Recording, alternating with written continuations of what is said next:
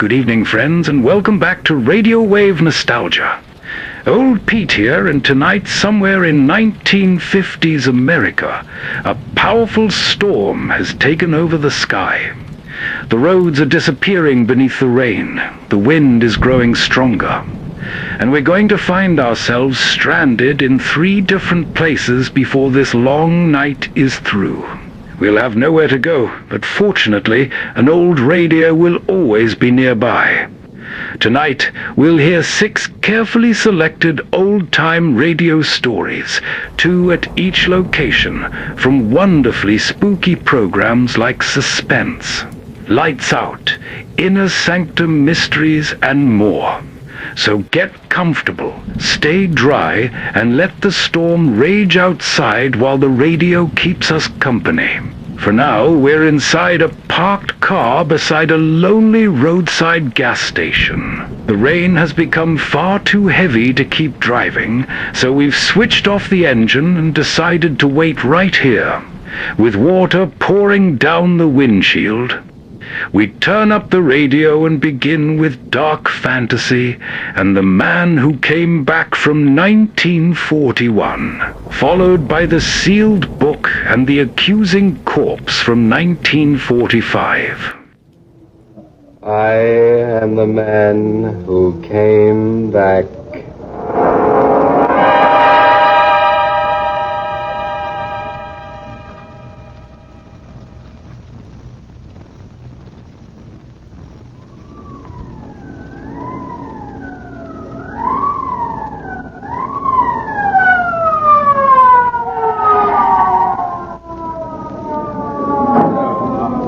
Break it up. This way, officer. He's in here. All right, miss. Casey. Yes, Captain? Now, you stay right there in that doorway and don't let nobody in or out. Right, Captain. All right, now. All right, you heard him. Oh, but we had nothing to do with this. Okay, sister. If you didn't, you ain't got nothing to be scared of. Hey, you. Where do you think you're going? I thought I might get a little air, if you don't mind. Well, I do mind. Now, back in the house with you. What's the big idea of you wearing that mask? As you might have observed, my friend, this is a masquerade party. Oh, is it now? Well, according to Emily Post, it's masks off at midnight. And we got this call to come out here just as the clock in Washington Circle was striking the hour. The call was placed by a most hysterical woman. And there is nothing you can do for the man in there, I assure you. Stop changing the subject. What I want to know is, why ain't you unmasked like the others? I prefer, sir, to wear my mask. Take it off, Don Juan. I want to look at your mug. It might be better, my friend, if you didn't see my mug. Now look here, Zorro. Perhaps while we are waiting, I might tell you a story. Yeah? What is this? Bedtime at Grandma's? The only story I'm interested in is what happened here tonight. Exactly. Eh? I said exactly. Perhaps I can tell you the story. All right, then, my fine, mysterious friend. Give. Well, you see, it's quite a long story. It really all began at least 3 years ago. I remember that evening quite well. I let myself into Granger's apartment. It was a golden key I used. A bright golden key. And there was no one there when I arrived. So I closed the door and waited.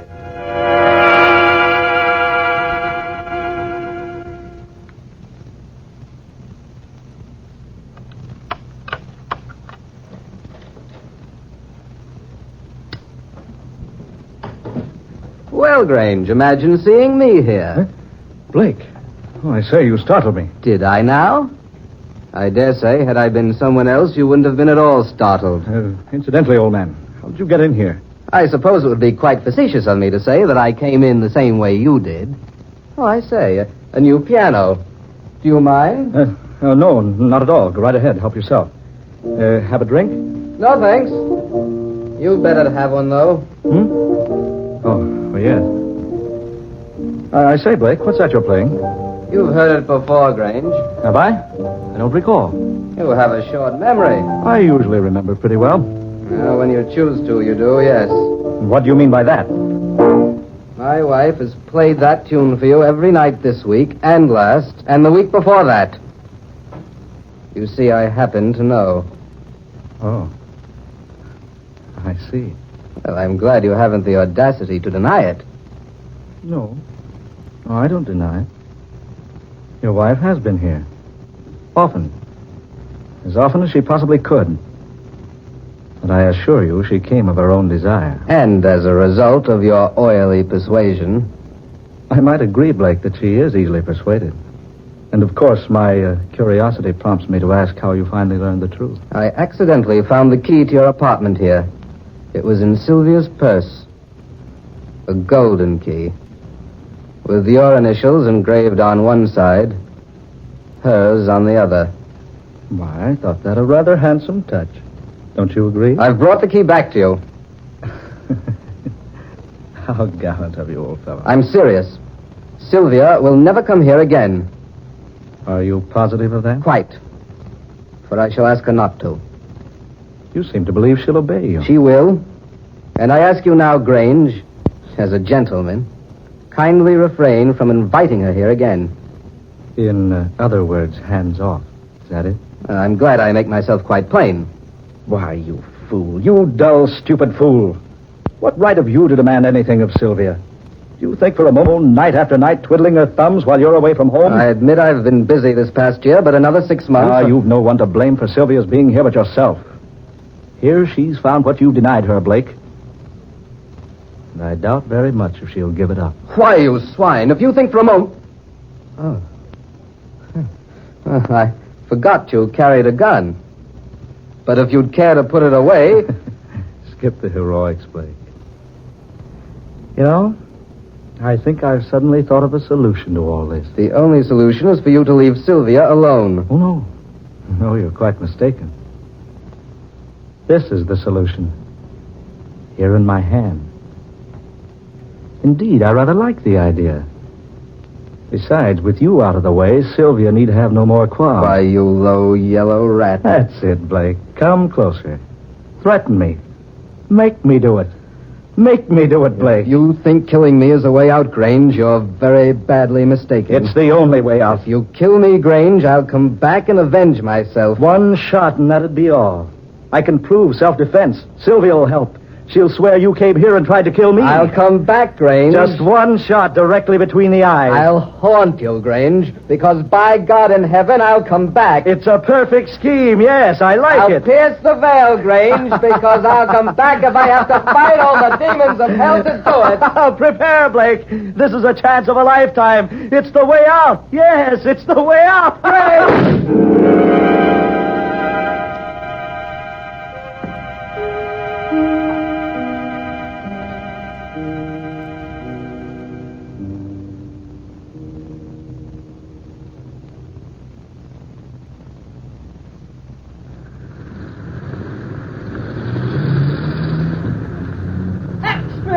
Get your extra paper. Wealthy playwright slain in millionaire's apartment. Read all about it. Here you are, Mr. Keith Grange, playing self-defense in slaying of Philip Blake. Here it is, folks. Get your extra paper. Read the headline news about the killing. It's all here in the extra paper.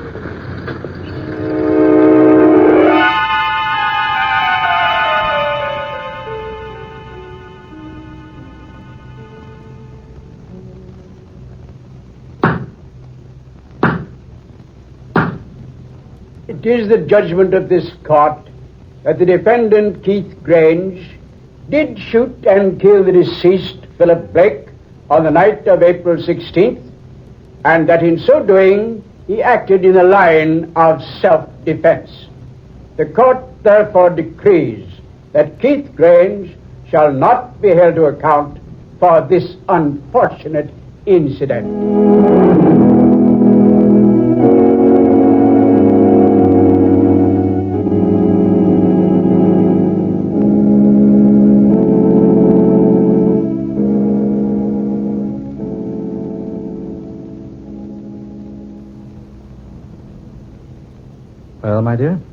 I suppose there's nothing to worry about now. Not the slightest thing. I told you from the very beginning, Sylvia, that I acted rightly in doing what I did. Oh, I still can't resign myself to it. But you must. It's all over. Philip is dead. Now we can be together as much as we please. Keith, suppose you and I should have a misunderstanding. Suppose I should become angry sometime. So angry I might tell the truth to the authorities. That, my dear, would be most unfortunate. But it's a possibility, and by no means should we overlook possibilities. So allow me to remind you, Sylvia, my dear girl, that your hiding the true facts of the matter of the coroner's investigation automatically makes you an accomplice. Oh, I see. But why are we talking like this, darling? We'll both feel better after we've had a little rest. Of course we will, dear. Kiss me goodnight, darling. I'm going home. I'll take you. Oh, no. No, I'd rather go alone tonight if you don't mind. As you wish, my dear. Good night. Good night, darling. Sweet. Will you call me in the morning? Yes, of course I will. Good night, then. Good night, darling. Pleasant dreams.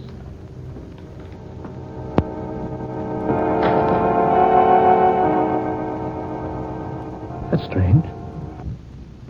Very strange. Just a moment ago, there were only Sylvia and I here. Now she's gone. Yet I feel that I'm not alone. You're not alone, Grange. What? What was that? I thought I heard a voice. It was my voice. Who are you? Where are you? I told you I'd come back. No. No, it's just my imagination. Is it your imagination, Grange? Yes. Yes, of course. I warned you. I warned you. Remember? Come out. Come out in the open. Come out, I say. Do you hear me? Come out. Your gun is useless against me now, Grange. What do you want? Tell me, what do you want? Oh, not now. The time isn't right now. But I'll be back. Watch for me and wait. Watch and wait. For I'll come back, Grange. I'll come back.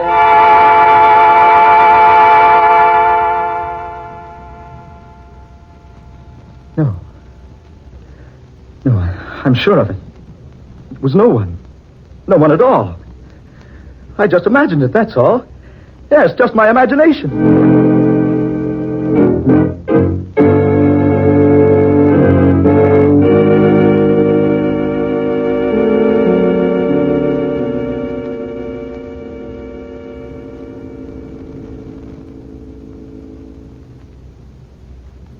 Sylvia, dear, you look so tired. Here, perhaps this will wake you up. Present for you. A present? Yes, something I picked up today. I thought you'd like it. How sweet of you, darling. I think I can guess just by looking at the box. It's a ring. Oh, aren't you clever? Go ahead, open it. All right, darling, but don't hurry me. Oh, Hey, Sylvia, that isn't the ring I bought for you. Keith, look at this ring. The initials. P.B. Keith, this is his ring. Sylvia, what are you saying? It's his ring. I gave it to him. But, Sylvia... Keith, I swear to you, Philip Blake was buried with that ring on his finger.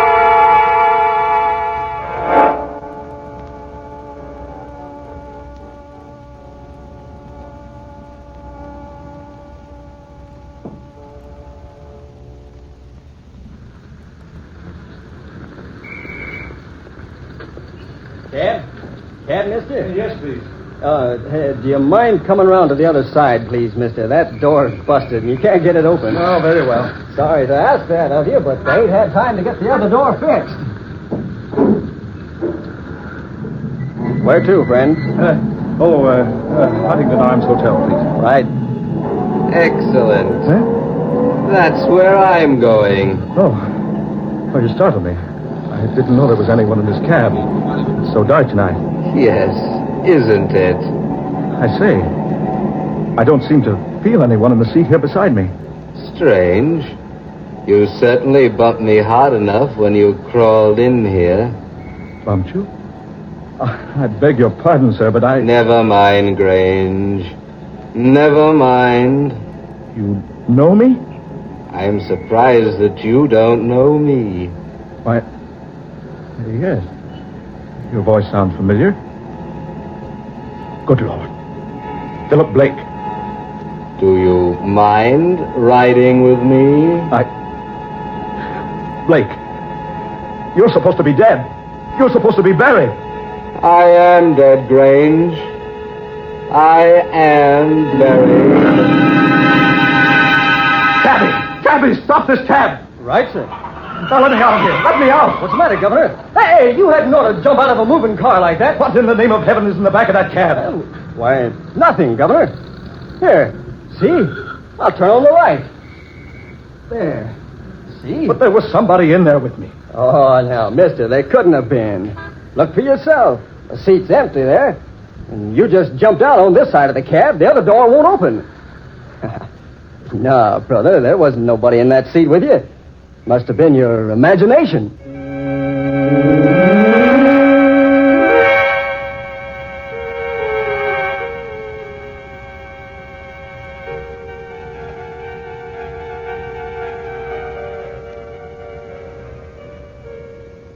Hello? Hello, Doris? Dear, this is Sylvia. I just wanted to remind you about the masquerade ball at Keith's new home tonight. You'll be there? Fine. Now remember, masks and costumes for everybody. All right, dear. Bye.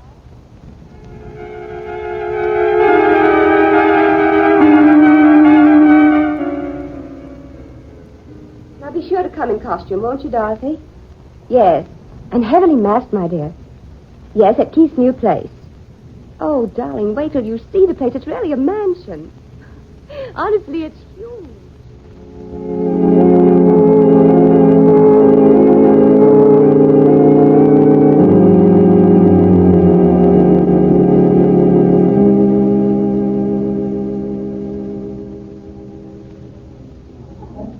Mr. Grange, I believe. Sylvia, darling. So you penetrated my disguise. Silly. I heard you order it from the costumers yesterday. Darling, the music will start soon. Is the first dance ours? Sylvia, my dear, every dance is ours tonight. Are you happy I bought this place? Oh, it's lovely. Absolutely lovely, Keith. Darling, what's the matter? That man in black. I've been watching him all evening. He's been watching me. Do you know who he is? No. He just stands and stares at me. Everywhere I go, he's always just a short distance away. Look, Keith. He's going into your study. Well, he hasn't any business in there. That's strange. I locked that door this evening so the guest wouldn't go into your study and disturb things. Well, he just walked right in. And, dear, I'll go see who he is and what he wants. You mingle with the guests, and I'll join you later. Very well, dear. But don't be long. I'll be waiting for you. All right, Sylvia. Yeah. It's odd. This door is locked.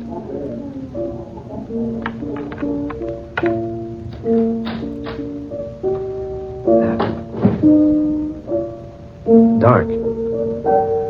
Piano. Oh, confound it. Where's the light switch? There.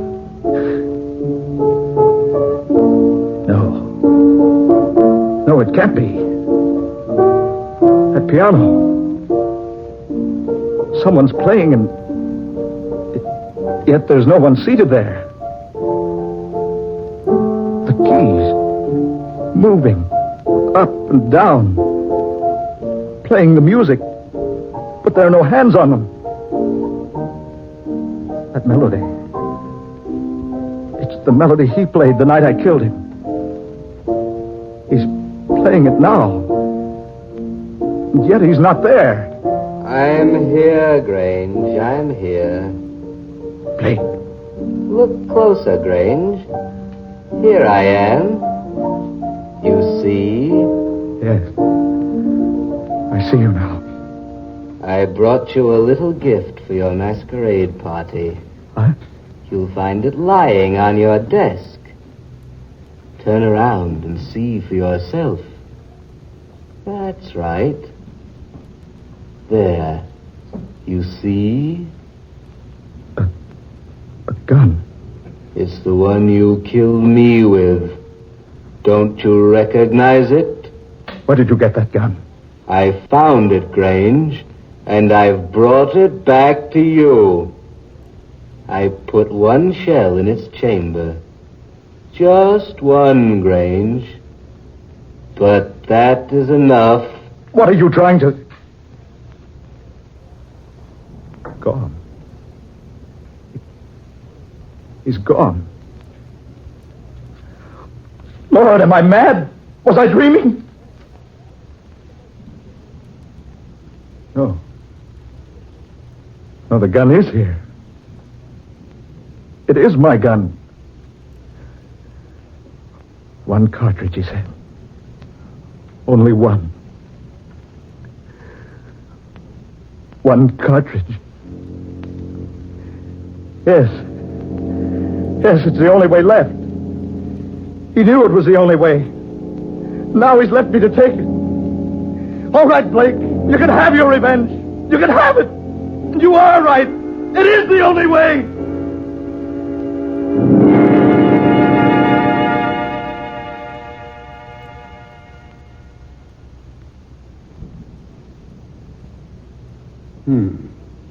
So he shot himself, eh? The evidence in there will indicate that he did, yes. Say, that's quite a yarn you spun, Zorro. It is nothing but the truth. Come on now, come on, my friend. Let's take off your mask and have a look at you. One moment. Keith Grange shot Philip Blake squarely between the eyes. Yeah? So what? That doesn't make a very pretty sight. Well, I don't see what that's got to do with... here comes the captain. He'll take that mask off you. Captain Sullivan, come here a minute, will you? Yes, Casey, what is it? Well, there's a mug here who won't take off his mask. He's been spinning me the most fantastic yarn I ever heard in all my... where'd he go? Huh? Where'd who go? Say, did you let somebody get out of this house, Casey? No, Sir Cap. No, I didn't. But he was standing here just a minute ago. He wouldn't take off his mask. He told me the darndest story about a murdered man coming back from the grave. Casey, have you been near the punch bowl? Well, there's no one here now. Wait a minute. What's this stain here on the floor? Blood. A little pool of it. There on the floor. Right in the exact spot where the man in black was standing.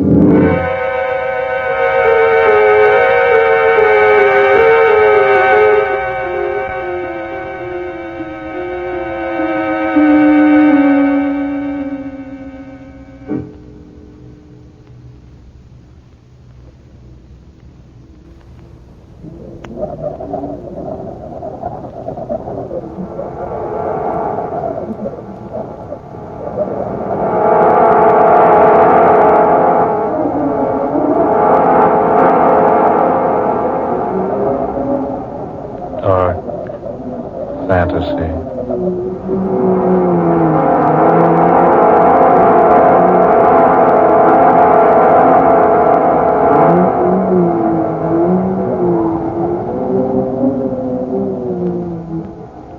The Man Who Came Back, an original tale of dark fantasy by Scott Bishop. Ben Morris was Keith Grange, Eleanor Naylor Corrin was Herta Sylvia. Fred Wayne took the part of Casey, Muir Height was Captain Sullivan, Murillo Schofield the cab driver, and Eugene Francis was the Man Who Came Back. Ladies and gentlemen, every Friday night at this time, the National Broadcasting Company will bring you Dark Fantasy. Tales of...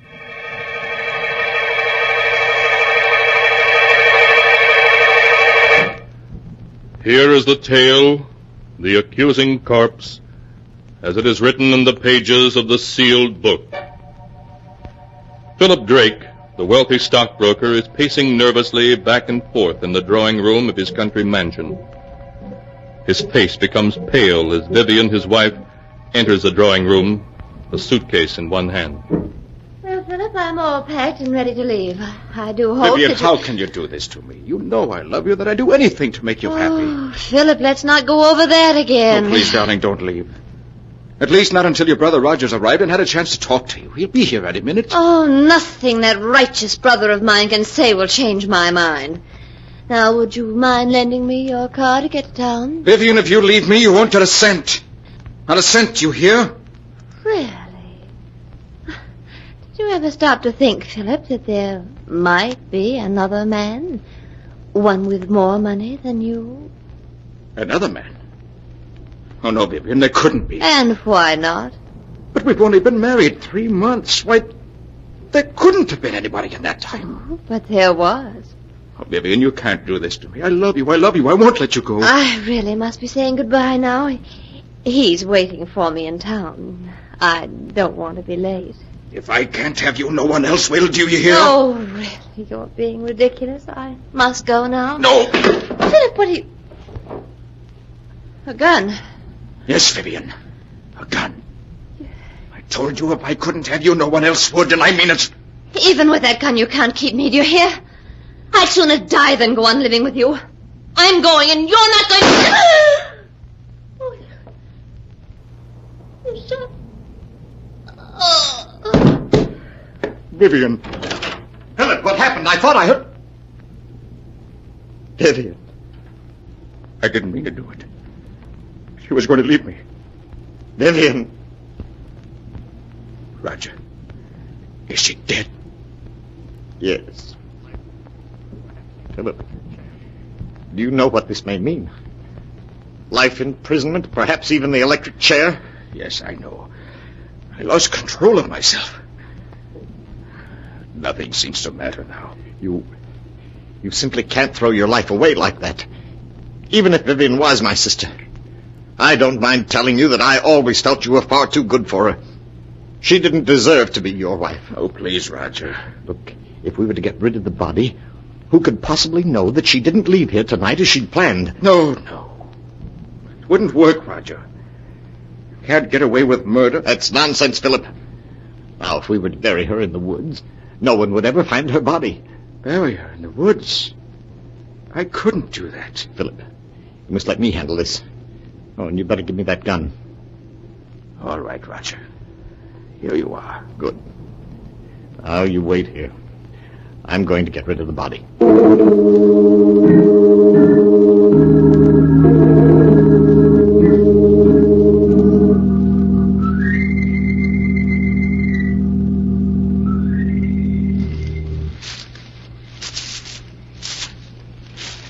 I think this is quite far enough.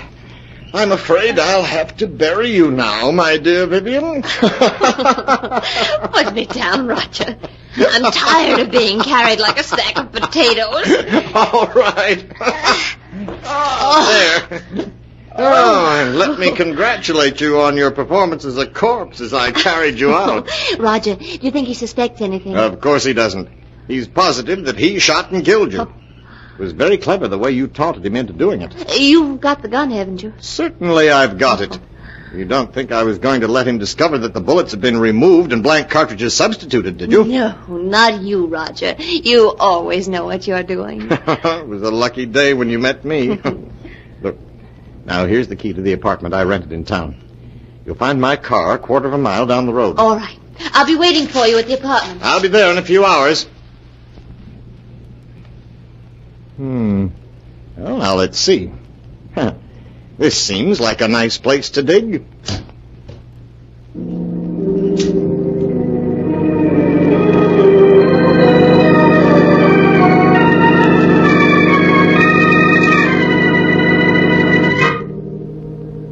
The next morning, Roger called on Philip at his office. And finding Philip very nervous, reassured him that he had hidden poor Vivian's grave carefully.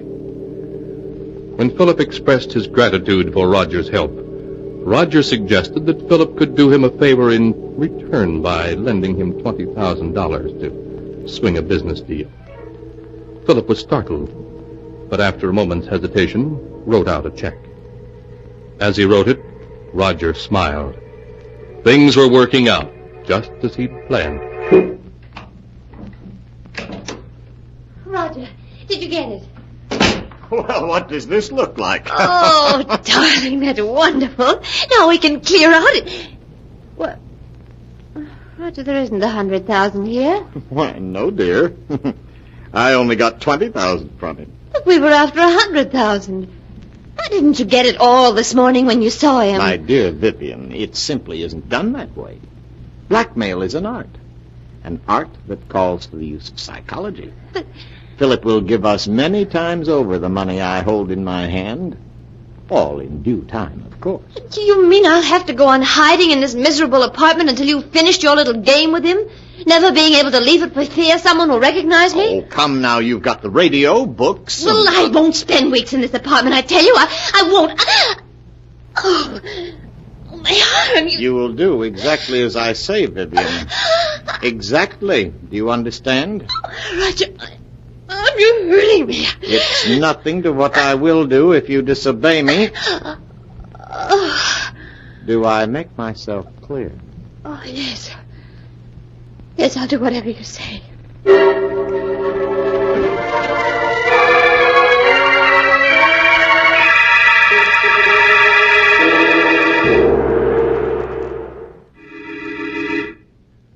And now to continue the story, as it is written in the sealed book. A week passed. A week in which Roger patiently bided his time. For time he knew was working on his side against Philip. Then one morning he called on Philip at his office. Good morning, Philip. How are you? How do you expect me to be? This past week I've been able to think of nothing but Vivian. What happened that night? Philip, you must stop brooding over it. Whatever happened was her fault, not yours. Yes, you're right. Perhaps what I need is a vacation. Of course. A trip would do you a world of good. And if I could afford it, I'd go along with you.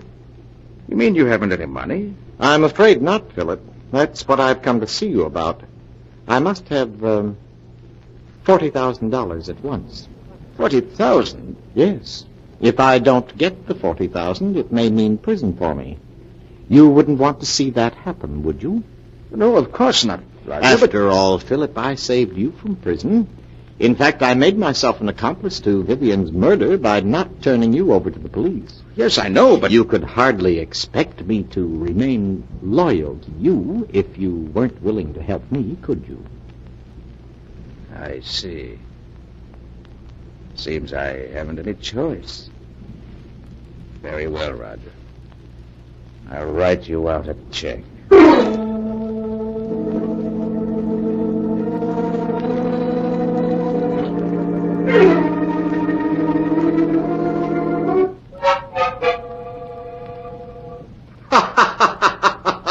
Take a look at this, Vivian. $40,000 in cash. Oh, darling. Wasn't this worth staying in hiding for? And there's plenty more where this came from. Oh, who could that be? You better get behind that screen. All right, Roger. Yes? COD for Miss Brown. Comes to $64. You must be mistaken. There's no Miss Brown here. Well, this is the address she gave. It's in care of Mr. Roger Martinson. That's your name? Well, yes, but I Those don't... packages are for me, Roger. How much did you say the COD was? $64, miss. Oh, yeah. Here you are. Thank you, miss. Here's your receipt. Back. Bye. When did you buy those clothes? This morning? You mean you went out shopping in spite of what I told you? Well, I was sick of being cooped up in this apartment day and night. I had to do something for a change. And what of my plans? You risked everything with so much at stake. Roger, stop looking at me like that. I tell you I couldn't stand being cooped up in this apartment any longer. And if you don't get the rest of the money at once so that we can clear out, I'll go shopping whenever I feel like it. You can't make... You'll do exactly as I say. I won't allow anything or anyone to interfere with my plans. I've worked every step out perfectly, and there isn't going to be any slip-up.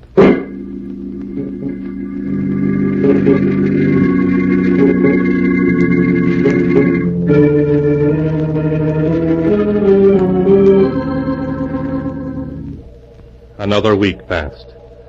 A week in which Roger made no effort to see Philip. Then early one evening, he got into his car and drove out of the city to Philip's home in the country. Oh, it's you, Roger. Come in. Good evening, Philip. Where are the servants? This is their night off.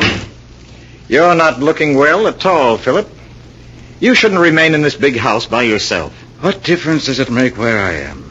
Wherever I go, the memories of that night follow. It's hard to believe that it was only 2 weeks ago tonight that I killed her. 2 weeks ago tonight? Why, so it was. By the way, Philip, do you think you might possibly lend me $60,000? 60? Well, you can't be serious. Oh, but I am. But I've lent you that much already. Yes, I know, but I must have more. No. I won't give you another cent. You've blackmailed me enough. Blackmail is a harsh word, Philip. What else would you call it? You're just as hard and grasping as Vivian was. Oh, yes, but you must remember I'm alive and she isn't. I suppose you're glad she's dead. In life, she was worth nothing to you. In death, you were able to get $60,000 for her. In death? How do I know she is dead? Don't be foolish, Philip. You shot her yourself. Yes, but how do I know she was dead? It was you who examined her, you who told me so, and you who buried her body all by yourself. I just wanted to spare you, Philip. Just exactly where did you bury Vivian? As a matter of fact, how do I know the whole affair wasn't staged for my special benefit? You're quite capable of such a scheme? I tell you she's dead, Philip, and buried out in the woods. And I want to see the grave. And the body you say is in it. This is ridiculous. I won't go searching for a grave in the middle of the night. You shouldn't have to search for it, Roger, not if you really dug one. Come along. I won't do it. Why, this is I said all... come along, Roger. Oh, very well. But I'm not certain I'll be able to find the grave. After all, the woods is fairly large, and it's been 2 weeks since I buried her. Quite all right, Roger. We'll stay out there until you do find her.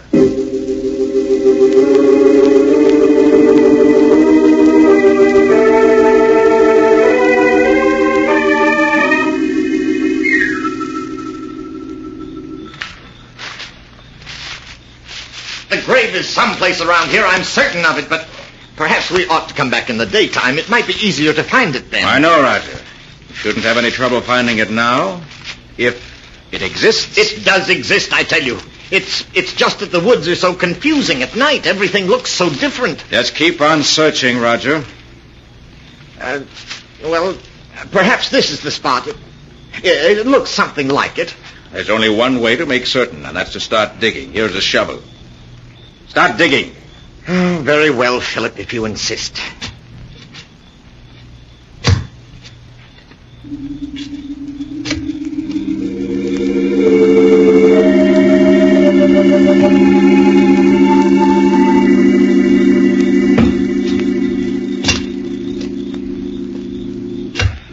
Well, Roger, you've been digging for 20 minutes now, and you haven't uncovered a body. You're a great actor, but I'm afraid this time you've overplayed your role. What do you mean? Vivian isn't dead, and there's no use pretending she is. Everything that's happened was part of a scheme the two of you planned to extort money from me. I tell you she's dead, Philip. And where's the body? I thought this was the spot, but I must be mistaken. I'm sure I didn't bury her any deeper than this, but...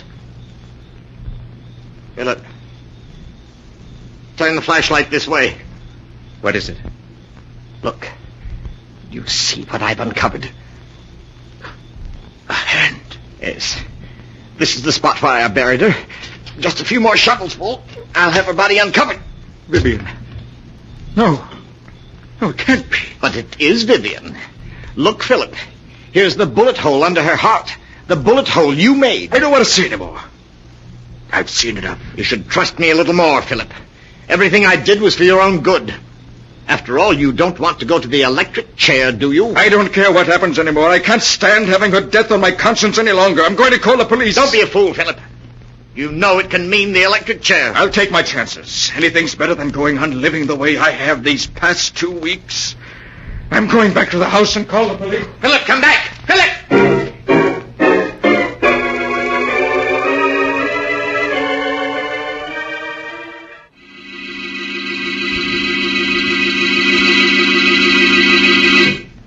And now to continue the story, as it is written in the sealed book.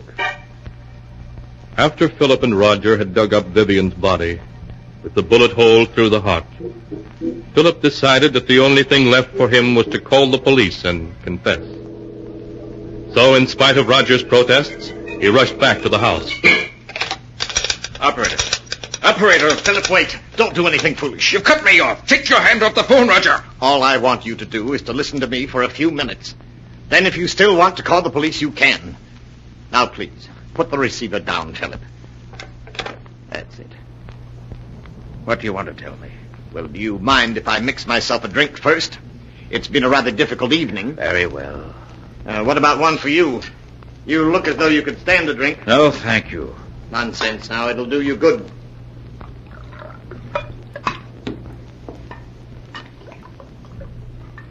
What is it you want to say to me, Roger? Say to you? Oh, yes. Here's your drink. Thank you. Well, what shall we drink to? We'll drink to your good luck, come what may.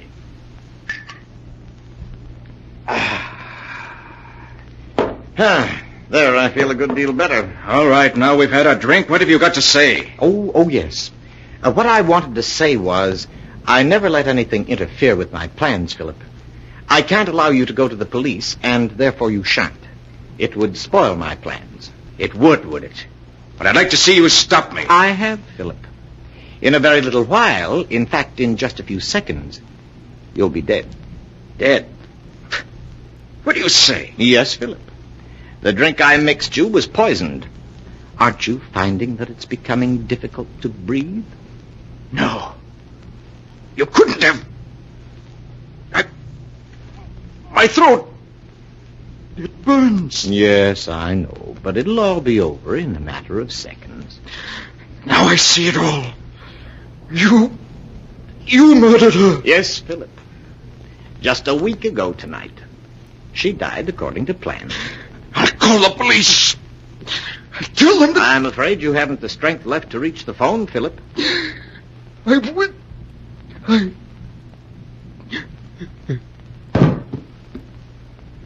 You and Vivian never had a chance, Philip. I had things worked out perfectly, down to the smallest detail. Hello, operator. Operator, please connect me with the police.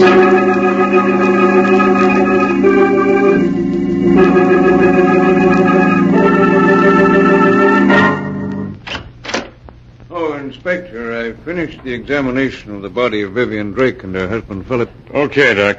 Oh, this is Roger Martinson. Mr. Martinson, this is Dr. Smith, the county coroner. How do you do, Mr. Hello. I'll be with you in a few minutes, Doc. Just stay here. All right, Inspector. Now, Mr. Martinson, you were telling me how you came to this house 2 weeks ago tonight to see your sister and found she was gone. Yes. My brother-in-law, Philip, told me that she had gone on a vacation. I thought it strange at the time that she should have gone away without saying goodbye to me, as we were always very close. Then days passed, and I didn't hear from her. Was it like your sister to go away and not write? No, and that's what worried me so. The past 2 weeks, Philip kept putting me off when I inquired about Vivian's whereabouts. Tonight I couldn't stand it any longer, and I came to this house to have it out with him. Well, what did your brother-in-law say when he saw you? He was quite agitated at my unexpected arrival. When I threatened to go to the police, he broke down and confessed to having murdered Vivian. When had he murdered him? He told me he'd done it 2 weeks ago tonight. That was the very night I'd come here to see Vivian, and he told me that she'd left for a vacation. I see. Go on. Naturally, when he told me he'd murdered her, I was aghast. He led me to the woods and showed me the grave.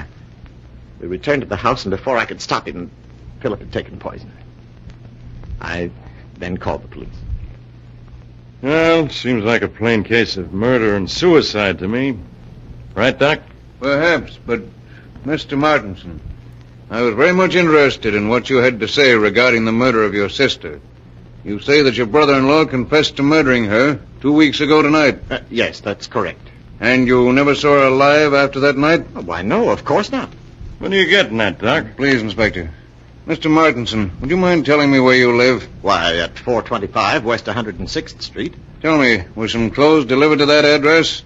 In your care 1 week ago today? Clothes? Yes, to be exact, a woman's sports suit, which cost $64 and arrived COD. Why, no. You're lying, Mr. Martinson. I have in my hand a slip of paper that not only proves that you're lying, but it'll send you to the electric chair. Doc, what are you saying? Yes, Inspector. Mr. Martinson's plan was perfect, but he slipped up badly. He forgot to search Vivian Drake's clothing before he buried her. When I examined her body just now, I found in one of her pockets this receipted bill bearing the date April 9th. That proves beyond a doubt that she was alive 1 week ago, and consequently couldn't have been murdered by her husband on April 2nd, as Mr. Martinson here claims. I know. Yes, Mr. Martinson. It was you who killed her. The corpse has accused you from the grave of murder and has given us proof of your guilt. No, it can't be. I had everything planned perfectly. Perfectly, do you hear? Down to the last detail. I couldn't have failed. I couldn't.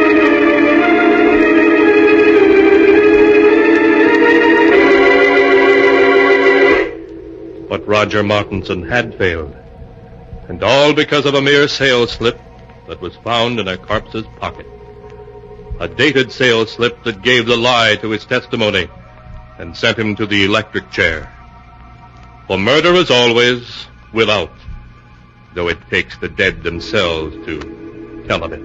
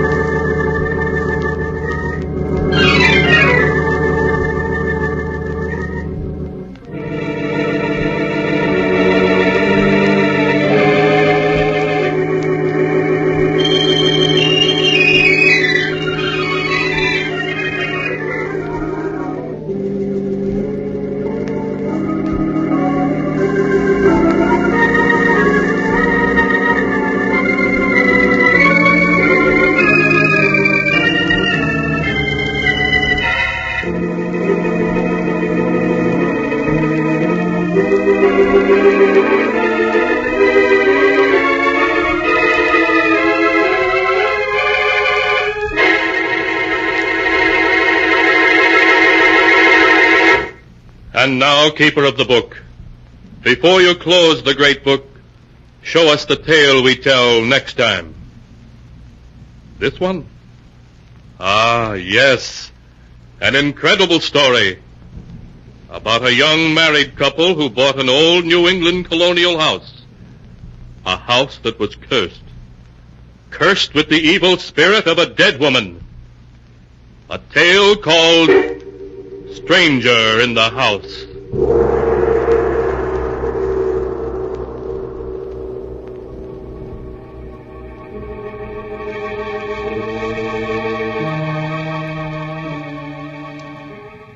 The storm hasn't weakened, and somewhere high in the mountains, another traveler has been forced to stop for the night.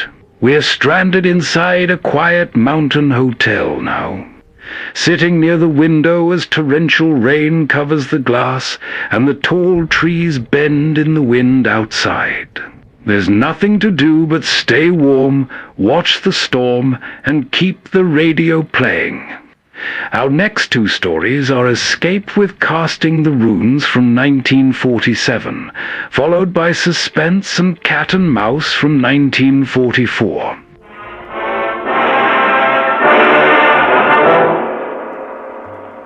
It is midnight, and you are alone. Suddenly the room is plunged into darkness. You sit frozen with terror, because something is there behind you.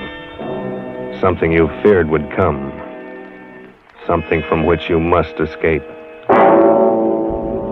Escape, produced and directed by William N. Robeson, and carefully plotted to free you from the four walls of today for a half hour of high adventure.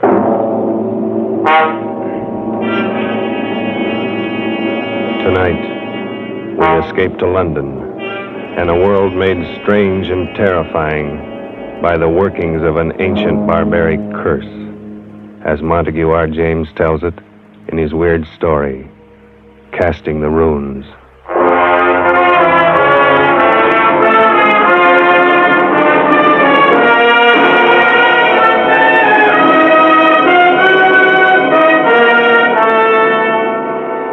My name is Edward Dunning. I'm a scientist. I'm used to dealing with facts, not fairy tales. I'm regarded as Britain's leading authority on medieval life. And as such, I've studied much of the ancient fears and barbaric superstitions of those times. I should have been the first to scoff at any suggestion that the ancient powers of evil, the black magic of Teutonic days, could be believed and practiced in the 20th century. A few weeks ago, I should have laughed had you told me that a curse, a hex, could kill a man. Today, I cannot laugh. It has happened to a man I know of. And now, it's happening to me. My first presentiment of danger came on that day a few weeks ago when I dropped in to see Alfred Smythe, Secretary of the National Science Association, and found him in a state of irritation. Blast it all, Dunning. I almost wish you hadn't been so brutally honest in your report on that Carswell paper. Why? What's the trouble? Oh, he's such a frightful fellow. He's raising a terrible row. You mean Carswell himself? Yes, it's bad enough a vicious charlatan like that calling himself a scientist. But now he's taking all his vindictiveness out on me. Sorry, old chap. It's really me he'd like to get at. As a matter of fact, that's just what his last letter was about. He wants to know what supposed authority wrote the report rejecting his paper. You didn't give him my name. Heavens, no. As a matter of fact, Dunning, I haven't and I won't, and for a very special reason. Call it silly, call it crazy, call it what you will. I have an uncanny feeling about that man Carswell. Why? Do you know anything about him? Nothing. I've never seen him. I only know that he wrote a paper called The Truth of Alchemy. It was hopeless. Precisely. And why was it hopeless? Well, besides being abominably written, it was supposed to prove that alchemy, black magic, and such rot actually exists. I think the man really believes it. Undoubtedly he does, and that's what I mean. He lives in an isolated old house in Warwickshire. He's rarely seen elsewhere, and in his whole career he's written only two things. This paper and a history of witchcraft published 10 years ago. Yes, of course. I remember now. So that's the man. Yes, and that book was even worse than this paper. The man has a warped mind. I'm sure he's tried every unhealthy experiment in alchemy, witchcraft, and black magic. There's no telling to what lengths of vindictiveness a man like that might go. Well, it does sound a bit queer, but... Not queer, Dunning. Evil. Oh, come. Man has a right to believe what he likes. He has a right to be angry with me. Here I've glibly scoffed at the man's life's work. Well, perhaps I'm being overly suspicious and imaginative, but I think there's more than anger involved here, Edward. This may sound fantastic to you, but, well, John Harrington wrote the report condemning that witchcraft book of Carswell's 10 years ago. 3 months later, Harrington was dead. But, Alfred, what's the connection? Harrington died under very peculiar circumstances. He was walking home alone late one night, and suddenly he screamed, broke into a run, lost his hat and stick, and climbed up a tree. A dead branch gave way. He fell and broke his neck. No one's ever been able to explain why it happened. Come now, Alfred, surely you're not suggesting... I don't know what I'm suggesting. I only know that after he reviewed Carswell's book, John Harrington didn't have a moment's peace. Now you've written an unfavorable review of this paper. If I were you, I should keep that fact well hidden. Oh, Alfred, well, that's ridiculous.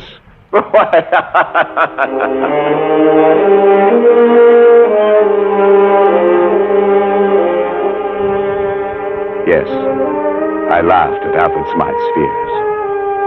How could I have known then that I was to feel the same terror, the same agonized fear which gripped the heart of John Harrington as he crouched, panting, on the branch of a tree, with another moment or two of life, while beneath him the thing came closer and closer.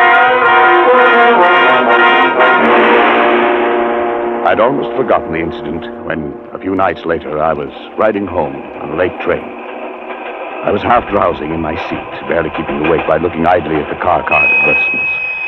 The man directly opposite me must have been doing the same, because suddenly I heard him say, "Here now, what can that one be advertising?" I followed his eyes to the window beside my head. What I saw brought me bolt upright in my seat. In memory of John Harrington, died September 18th, 1937, by falling from a tree. 3 months were allowed. Blimey, what do you say that means, sir? Well, I don't know. But I did know. Smythe had been right. The affair with Carswell was not over, but only begun. I asked the conductor about the card, but he was as puzzled as I was. He had never seen it before. The card must have been put there expressly for me. That meant that Carswell knew it was I who had reviewed his paper. How had he found out? I got the answer the next day. I was in the select manuscript department of the British Museum, doing some research in the quiet, almost deserted room. I'd been working steadily for an hour, oblivious to my surroundings, when suddenly, just at my shoulder, I heard a voice. Edward Dunning, you are allowed 3 months. I swung around in my seat. There was no one within 20 feet of me. I sat for a moment, shaken, and then I stooped to pick up the papers I had brushed to the floor. I straightened up to find a stout, elderly gentleman standing in front of me. Excuse me, sir. Yes? May I give you this paper? I think it should be yours. Oh, yes, so it is. I thought I had them all. This one seemed to have slid across the floor. Thank you very much. Not at all, sir. Good afternoon. He walked slowly away and out of the door. A kindly, stout old gentleman. But there was something about him that made me feel strange. I went over to the attendant. Yes, Mr. Dunning? Did you notice that gentleman I was just speaking to? Oh, yes, of course. Can you tell me his name? Why, that's Mr. Carswell. As a matter of fact, he was asking about you only the other day. Asking about me? Well, he asked who were the great authorities on medieval science. Of course, I told him you were the only one in the country. Oh, I see. Would you like to meet him, Mr. Dunning? I'll see if I can... No. No, thank you.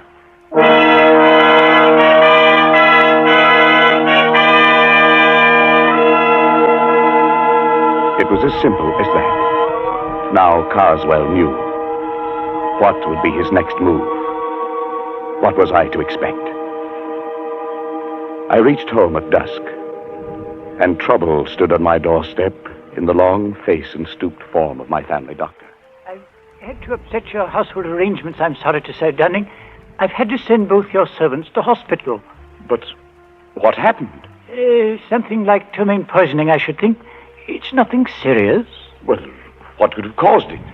Well, that's the rather odd thing. They tell me they bought some shellfish from a hawker and headed for lunch.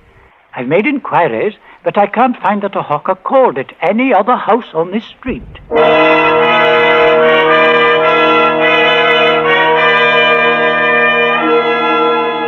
Was this the next move? If so, it had succeeded. I was alone in the house, and my nervousness increased as darkness closed in and the hours advanced toward midnight. I went to bed, but almost immediately I thought I heard something.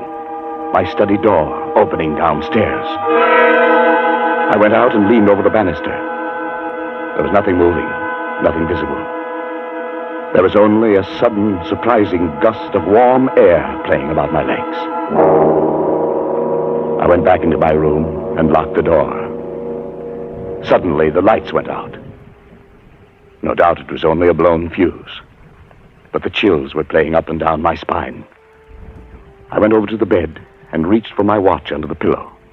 I suppose I wanted to find out the time, I don't know why. But fumbling on the pillow, my hand touched something far different from a watch. It was like a mouth with sharp teeth and hair around it, not human at all. I fled from my bedroom and spent a long and miserable night locked in a spare room, my ear to the door. But nothing came. I was not disturbed again. In the morning, I searched the house and found nothing unusual. But the mark of fear must have been stamped on my face, for Smythe noticed it next day. Dunning, you look as if you hadn't slept for weeks. Is anything wrong? I don't know, Alfred. Yes, there is. Carswell knows. How? They told him at the museum. Of course, we should have thought of that. Has anything happened yet? I don't know. It's too fantastic. It's probably my mind, hypnotic suggestion or something, but like that man Harrington, I have 3 months left. Edward. Must have been hearing things. I'm all on edge. I don't know what to think. John Harrington had a brother, Henry. Perhaps I'd better get you in touch with him. He might know more about this man Carswell. Yes, do it. And quickly. 3 months is not a lot of time.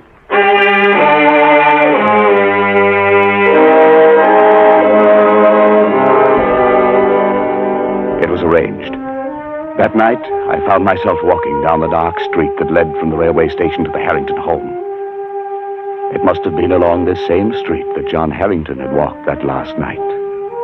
Where he had broke and run, it must have been one of these trees bordering the lonely road in which he had spent his last horrible moments.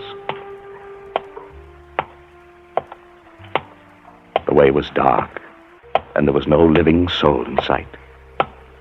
And suddenly, complete terror gripped me. Somehow I knew that I was being followed. At first I only felt it, and then I heard it. I walked steadily on for a moment, my stomach like ice. It was getting louder, coming closer. Unconsciously, my step quickened. I could barely control myself. I wanted to scream and run. The thing came closer, closer.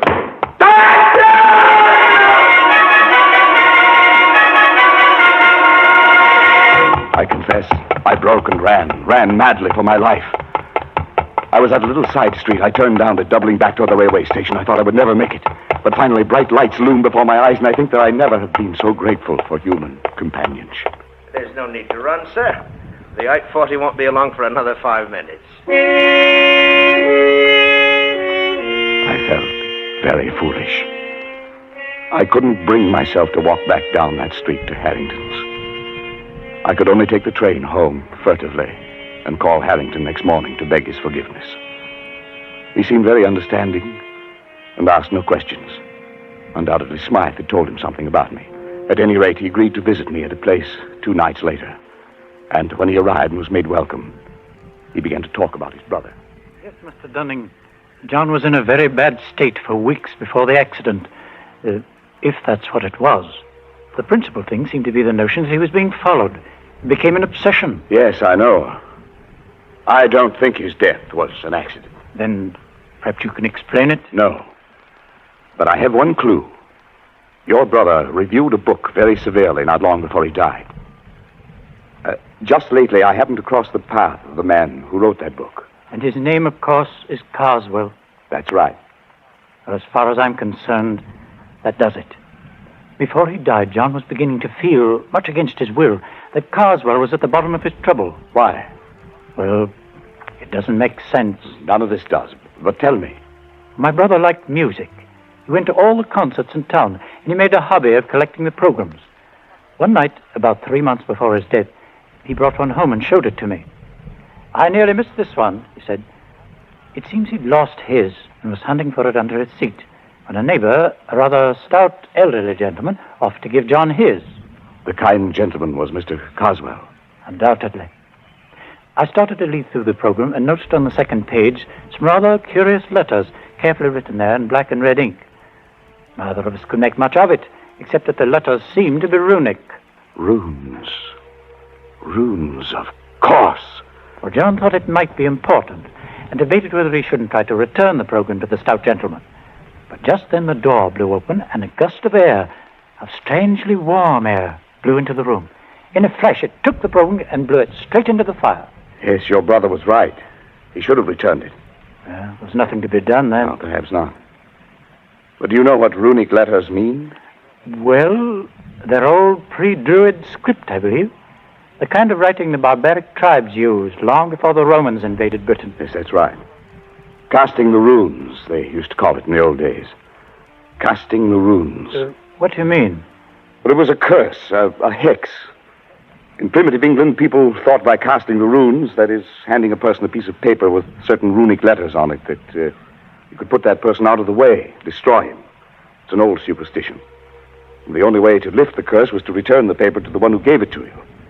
To give it back without his knowing it. I don't believe that kind of nonsense. Neither do I. Then what was it that killed John? I don't know. Perhaps his fear of the runes, perhaps brooding about it, becoming neurotic, thinking he saw things and heard things and touched things that weren't there. Perhaps his own mind drove him to death. And what's the difference once you're dead? No difference at all. Casting the runes. Oh, it's rubbish. Yes, of course, but... Good heavens. What is it? I just remembered that day at the British Museum. He cast the runes on me.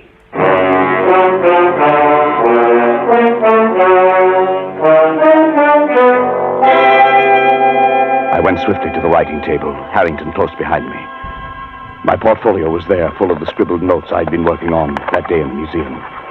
And as I took it in my shaking hands and began leaping desperately through them, one strip of thin, light paper slipped and fluttered toward the open window with uncanny quickness.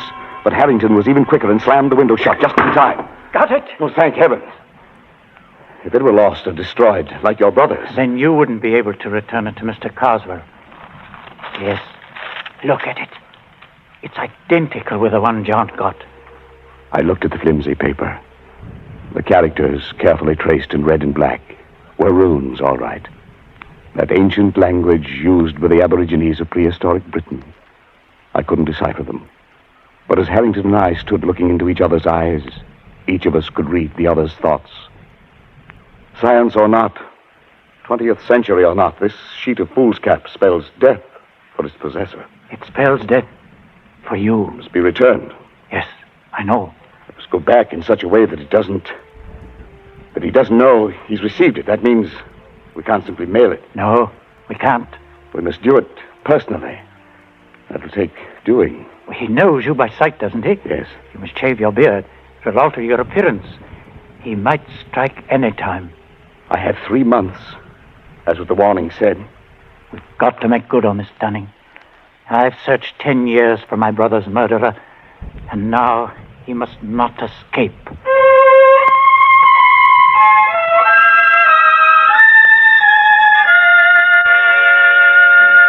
I dare not go near Carswell, so Harrington volunteered to keep a watch on him, to let me know when our chance came to return the runes, if it was ever to come. It was only a night or two after Harrington was there that I arrived home and found the calendar had come in the mail. When I examined it, I found everything after November 19th had been torn out. The next night, I had another envelope of the mail.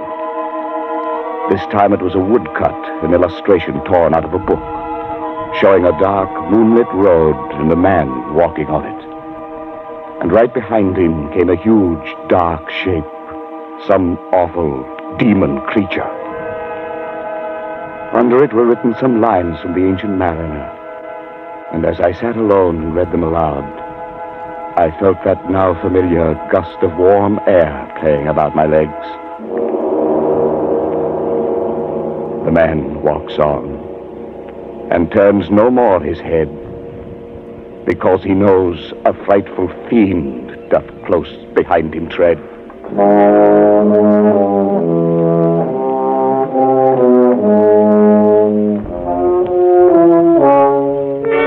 Now I knew the face of my terror, and it was with me always.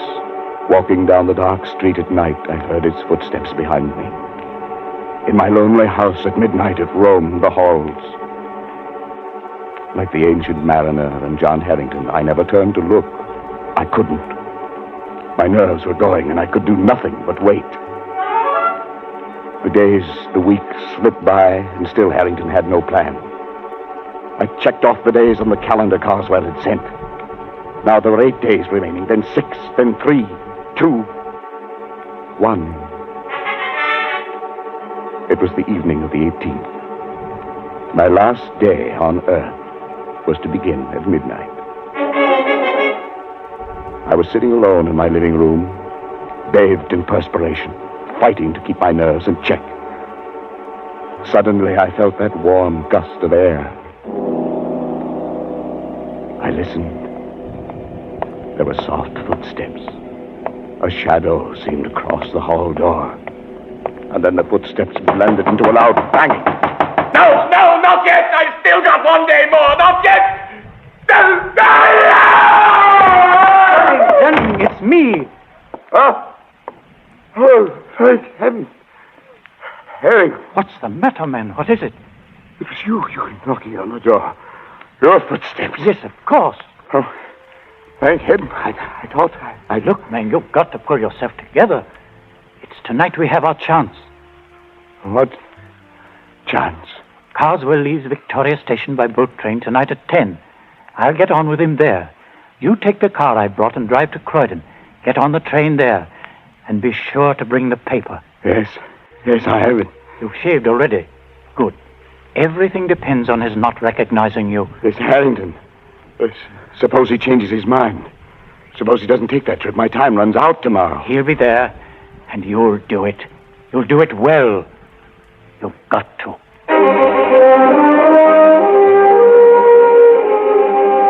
I stood on the platform at Croydon, my mind in a daze. I thought the train would never come, but it did. I saw Harrington at the window. He stared coolly at me. Of course, there was to be no sign of recognition. I entered the coach and slowly made my way down the aisle to the compartment where Harrington sat. Opposite him, staring full into my face, was Carswell. He looked up as I sat down. His eyes were heavy-lidded, his face bland.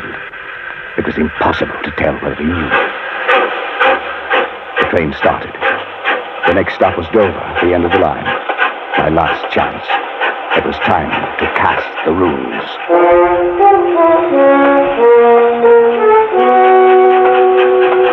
It was a strange ride. Carswell and I seated face to face, staring into each other's eyes. Harrington off to the side, pulling at his face with twitching fingers. If I could have only had a few whispered moments with him to plan our strategy, but that was impossible. The moments dragged tortuously. No one moved. Then suddenly Carswell leaned forward. I beg your pardon, sir. Haven't we met? Met? Well, I don't think so, sir.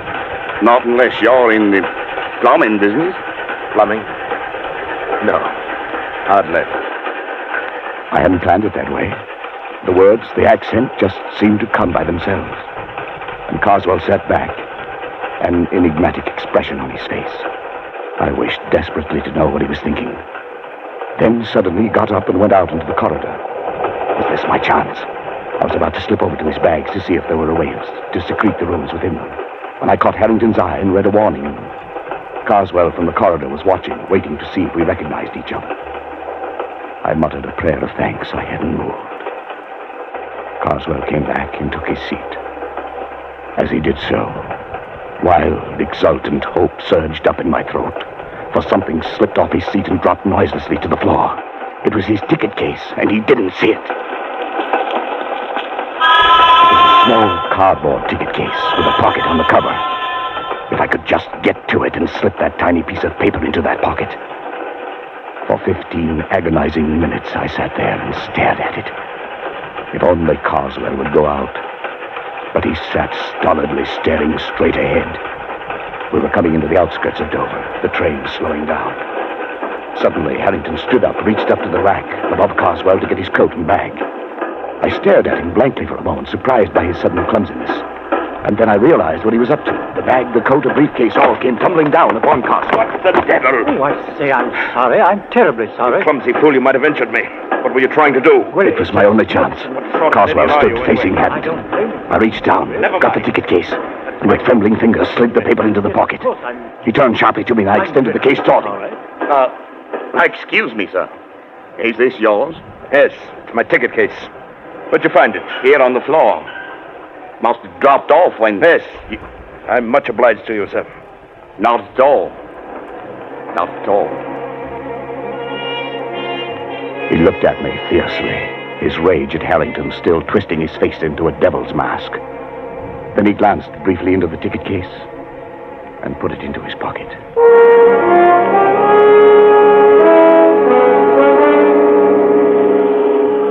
On the railway pier at Dover, Harrington and I followed a few steps behind Carswell. I felt like I might faint. Carswell went straight to the gangway of the boat, and there the purser stopped him. Sir, does your friend have a ticket? My friend? What the devil do you mean? I'm traveling alone. Well, that's funny. I could have sworn there was another gentleman right there beside you, walking just at your elbow. Well, there isn't. And I suggest you see an oculist. Oh, I didn't see. I just felt. Sorry, sir. Must have been your rugs. My mistake. Come on, Dunning. Our job's done.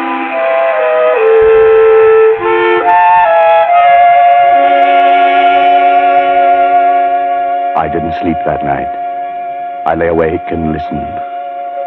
But there were no footsteps, no warm gusts of air, nothing to disturb me.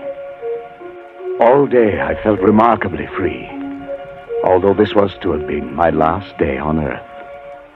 But only just now, when Harrington came in, could I really relax. Oh, Dunning, have you seen the afternoon paper yet? I know, not yet. Well, here, look at it. On the second page. There. Abbeville, France. An English traveler examining the front of St. Wolfram's Cathedral today was struck on the head and killed instantly by a stone falling from the scaffolding. A note of mystery was added by the fact that although the cathedral was undergoing repairs, no workman was on the scaffolding at the time of the accident. The traveler was identified by papers found on him as a Mr. Carswell of Warwickshire. Of course, it could have been an accident. Yes. Yes, it could have been.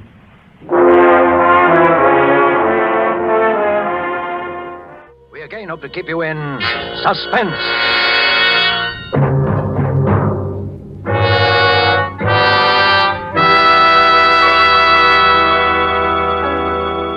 W1QXL, W1QXL, W1QXL. This is W1RBX calling W1QXL, W1QXL. This is 𝑰𝑗𝑉𝑗𝑚 calling and standing by. W1RBX, W1RBX. This is W1QXL in Boston, returning. Hiya, Guthrie, how you been? Signal's clear, good signal. Come in. W1QXL, W1QXL, W1RBX back. Hello, Lockwood. I'm fine. Signal's good up here. I got lots to tell you. Been trying to get in touch with you for the last couple of hours. Where you been? Out to dinner with Valentine? Go ahead. Sorry, Guthrie, I haven't seen Val today. She hasn't answered her phone. Guess she's awful tired of picking it up and hearing me on the other end proposing. Anyhow, I've been working hard. Oh, had a little excitement here at the laboratory an hour or so ago. Thought we had a prowler on the grounds. But guess it was a false alarm. Nerves, I guess. What's your news, Guthrie? I've got a bit for you myself, but let's hear yours first. Go ahead. Okay. Well, as far as I'm concerned, kiddo, you can set up a date for demonstration for the Army Signal Corps and the Naval Ordnance people just as soon as you like. We're in the clear now for keeps. I got the last bug out of the screen this morning, and it ought to make the prettiest little image you ever saw. And if the brass hats put the steam on, I don't see why it shouldn't be in there fighting in a couple of months. Now, let's hear about you. Go ahead. Boy, that sounds great. Hold it, Guthrie. Something going on here. Keep listening. I'll be back in a second. Who is it? Who's out there? Who's there? Get out from there or I'll shoot. Come out. Stop. Stop. What is it, Lockwood? Howard, what's the shooting? Is that you coughing? Lockwood, is that you? Go ahead. Hello. Hello, Guthrie. I saw him that time. Almost got him with my rifle. Wonder what that guy can want. Well, I know one thing he's got, and that's a sore throat. Boy, did you hear that cough? Go ahead. I'm worried, Lockwood. Somebody must be getting wise to what we've got. We'd better arrange for more protection around the lab. Well, you've heard my say of it. How are you getting on with the blueprints? Go ahead.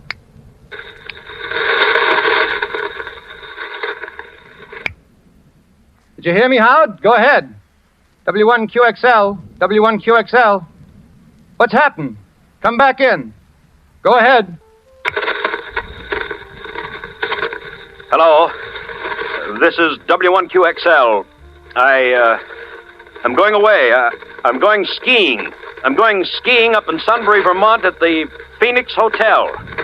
The Phoenix. Have you got that, Frank? Frank? What's all this about you going skiing? You've never been on skis in your life. Besides, I'm coming up to see you, and it's important. We'll get together now on the blueprints, okay? At the Phoenix Hotel. Go ahead, Frank. What's this gag calling me Frank? What's going on? I hear voices behind you. Sounds like interference. You all right? I say, are you all right? I'm leaving here for Boston in the morning. I'll bring the whole works. No, don't. And don't contact Val. If anything happens to me, the man with the cough. The man with the cough. The cough.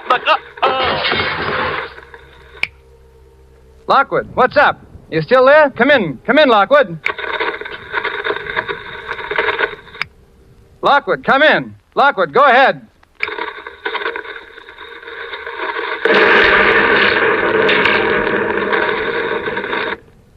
W1QXL, W1QXL. This is W1RBX calling. Go ahead. W1QXL, W1QXL.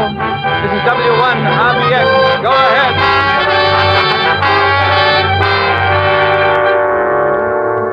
Tonight for Suspense, Roma Wines bring you a star, Mr. Sonny Tufts, whom you have heard in the prologue to Cat and Mouse by Hugh Pentecost. Tonight's adventure in Suspense.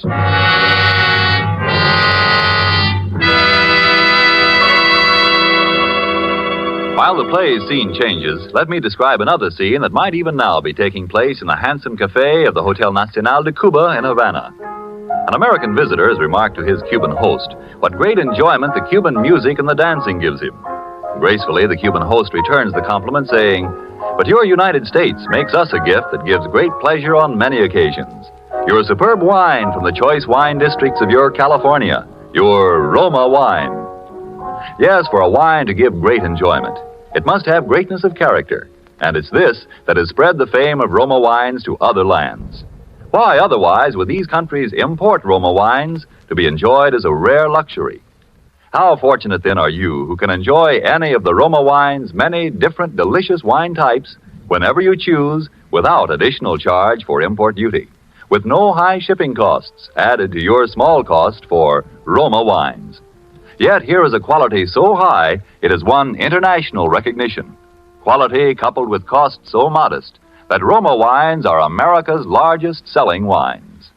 Why not make your own taste test of these good Roma wines and discover for yourself the fine wine qualities acclaimed by wine experts of many lands?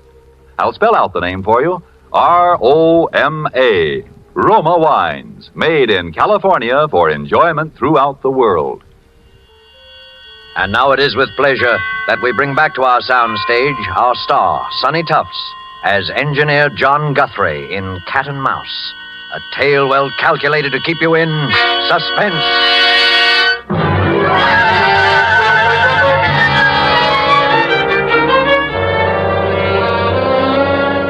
Well, that's about all the facts we know, Miss Ames. Yes? The bruises on Mr. Lockwood's head were a little hard to explain, as you pointed out. It was the explosion that killed him. That seems to be fairly... Dr. Vaughn, yes, the explosion may have been what actually was the final cause of his death. I take a doctor's word like you for that. But those marks and bruises... Suppose he'd been beaten, hit over the head in order to make him... In order to make him what? But I can't say any more, Dr. Vaughn. I don't know quite what I'm talking about anyhow, I guess. You see, Howard had been experimenting with something. He had a collaborator. Collaborator? Yes, I don't know who. Howard would never... Well, he used to talk to this other man on shortwave. They both had shortwave sets. Radio hams, you call them. Those amateur radio operators. Yes. Well, I must go. Oh, let me help you with your coat, Dr. Vaughn. Oh, thank you. I must say that after talking to you, I'm partly convinced, Miss Ames, but murder's a pretty difficult thing to prove, especially in this case, and... Oh, excuse me. I'll be going, then. Hello? Yes? Who? Mr. Guthrie. Well... Oh, I see. Well, if you were his friend, Where, in the drugstore? Yes, I'll wait. Just come right up to apartment 15E. Yes. Goodbye. Thank you again for your trouble, Dr. Vaughn. Well, please feel that you can call... Oh, I'll get you some water. No, don't bother. Too many cigars. Bad larynx. I'm awfully sorry. I'll say goodbye. Sure you're all right? No, it's perfect. Don't worry. I'll keep in touch with you, Miss Ames. Yes. Well, goodbye now.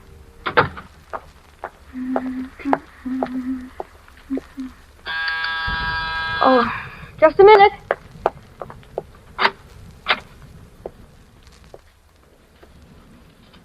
Hello, you must be Valentine Ames. Yes, I am. I'd recognize you anywhere. Well, just, are you Mr. Guthrie?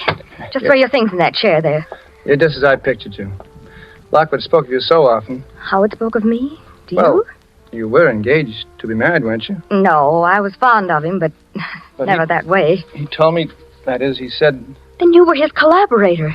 Oh, please, Mr. Guthrie, you can trust me. I need help. They all say his death was an accident. The coroner, the newspapers, the police. But I know it wasn't. How do they say it happened? An explosion in his laboratory. Chemicals he was using in his experiments. Nonsense, explosion.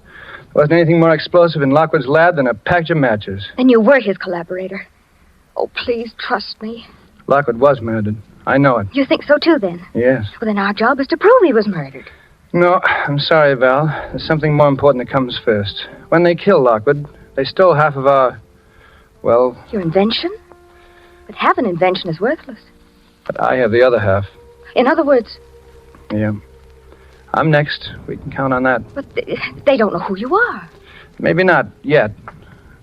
That was why Lockwood kept calling me Frank when he was talking to me, near the end. He didn't want to give my name away to them. And you've no idea who they are? Just something we could start on? It was just one thing. That night, the night he was killed, we were talking the shortwave, and he'd been bothered by a prowler. He spoke of it.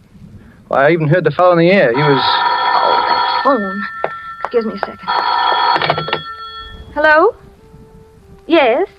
Oh, Dr. Borbert. Yes, it's nice of you to call me back, and thank you so much for sending Dr. Vaughn to see me. He certainly is...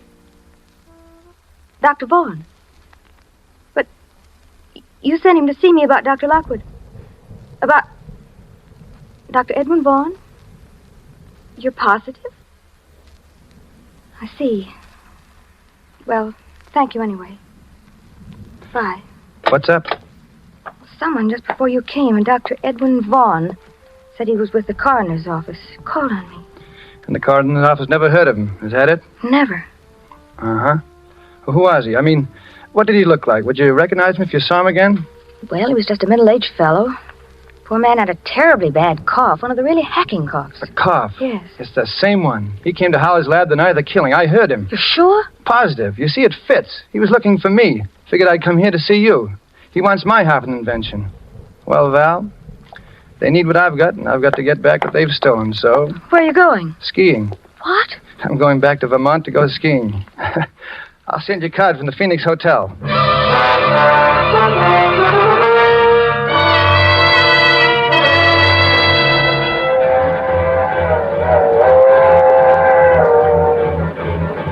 Next up is Sunbury, Vermont. Sunbury. Bring me an orangeade, Porter. Well, hello. You're new up here. Beg your pardon? You're going to the Phoenix Hotel, of course. Get so you know a skiing fan when you see one. I know most all the Phoenix crowd. This must be your first trip to the Phoenix, eh? Yeah, it is. Name's O'Brien. John Guthrie. Excuse me. Do they serve drinks in this lounge car? Yes, they do. Yeah, you're new, too. Well, yes, I've only been in the States a few weeks. Oh, no. I mean new to our weekend skiing contingent. Skiing contingent? Yeah. Oh, yes. I'm O'Brien. This is Mr. Guthrie. What'd you say your name was? Well, Thanks, Porter, thanks. And bring me a couple more cigars, will you? Here, take one of mine while you're waiting, Mr. O'Brien. Oh, thank you. Now, that's what I like about the Phoenix crowd. They're sociable. Everybody pals with everybody else. Sounds very pleasant. Yes, I suppose so. Well,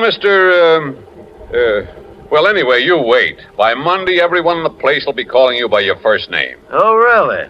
Well, I guess I'd better be getting back to my compartment. Very happy to have met you, gentlemen. See you later. Weird duck. Unsociable like. Now, I always say, you take a fellow that won't mix. Be quiet a minute. What's the matter with you, Mr. Guthrie? You look like you'd seen a ghost.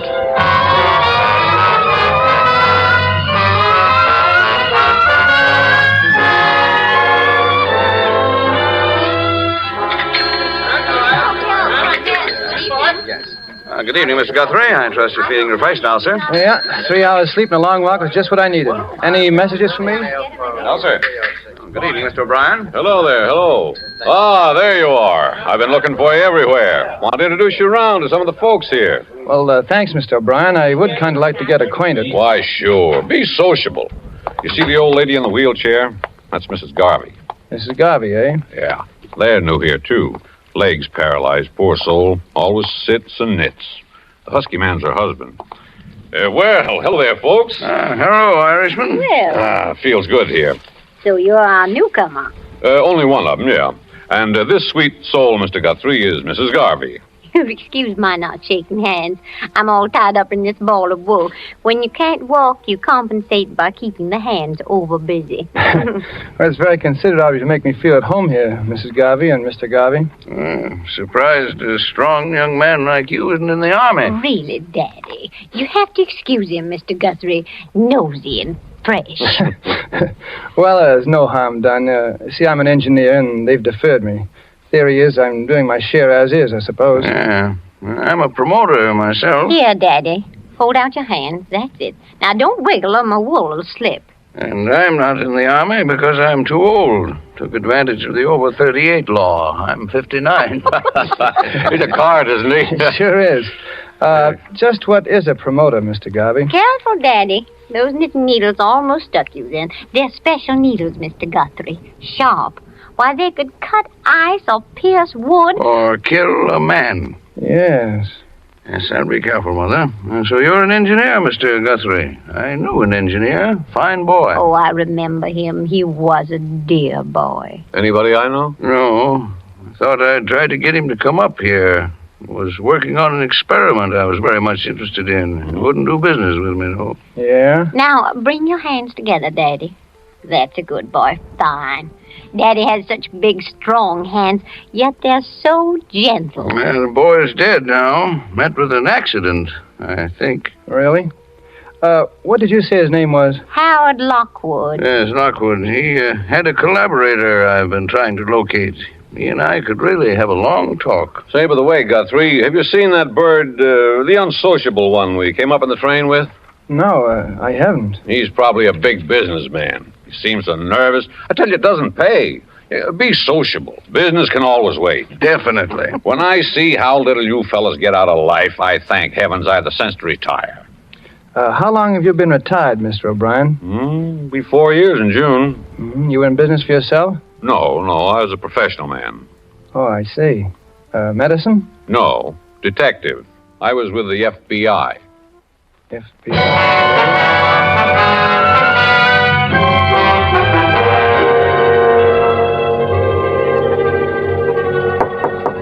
Come in. Well, Guthrie, come in. Feel just like a nice sociable talk. Sit down. Mr. O'Brien, I'm in trouble and I need expert help, and you were an FBI man. You can help me. Uh-oh. I was afraid of that. I'm sorry, Guthrie. I'm retired. Too old for the game. You get a hold of the Boston office. They'll get someone up to help you in a jiffy. Call Jack Porter. He's in charge now. They'll mention my name. But there's no time now. You see, Boston is 6 hours from here. I need help right now. Oh, take it easy, boy. Relax. I suppose you're another engineer with some gadget that's going to win the war. That's a familiar one. Mr. O'Brien, this is serious. There's a murder in this hotel, and if I don't get him, he'll get me. Now, take it easy. If you'll just give me a hand. You know, I felt there was something going on here this weekend. Things weren't sociable like they usually are. Mm-hmm. What have you noticed? Nothing in particular. Just people seemed to act funny. You take that Garvey and his old wife, and that bird with a cough that came up on the train with us. What's he up to, eating his meals in his room? Look, will you help me, Mr. O'Brien? I do have an invention, as it happens, and... Oh, excuse me a minute. Hello? Mr. Guthrie? Yes, he's here. The gentleman in 421. Right now. Very well. Goodbye. It's for you. Party in 421 wants you to step in and see him. That's him. That fake Dr. Vaughn. Well, this is it. And you refuse to help. Oh, now, look, I'd like to, I guess, but after all... All right, O'Brien, but look, just this. 421 is right down the hall. And if I'm not back in 10 minutes, will you knock on the door? Oh, that much? I'll do for you. John. Val. Valentine, what are you doing here? We agreed that you... Oh, John. Open your door quickly before we're seen together. Look, Val, I've got something important to do. Wait in my room for me. If I can only find a key. The door's open. It's funny. I locked it. Look! The room's been searched. My papers, the pillows, my trunk. Oh, John, they know you. Where is it? You didn't bring the blueprints with you here. Not that dumb. Well, it's gone. What? My gun. Oh, John, I'm afraid. I feel as if I'd known you for a long time. My dear. Val, you know I love you, don't you? John, we shouldn't talk about that now. But, you see, I've been in love with what I think you are. I've only known you for 2 days, and What are you trying to ask me, John? why you came when we agreed that you shouldn't. Because I was afraid that you... And why I find you hiding near my door and find the door unlocked when I had locked it only 10 minutes ago, and then I come into my room and I find Oh, this. John, don't. Please don't. I came because I wanted to help you. I felt that if you were in danger, it wasn't right for me to stay home, safe, not knowing. Yeah.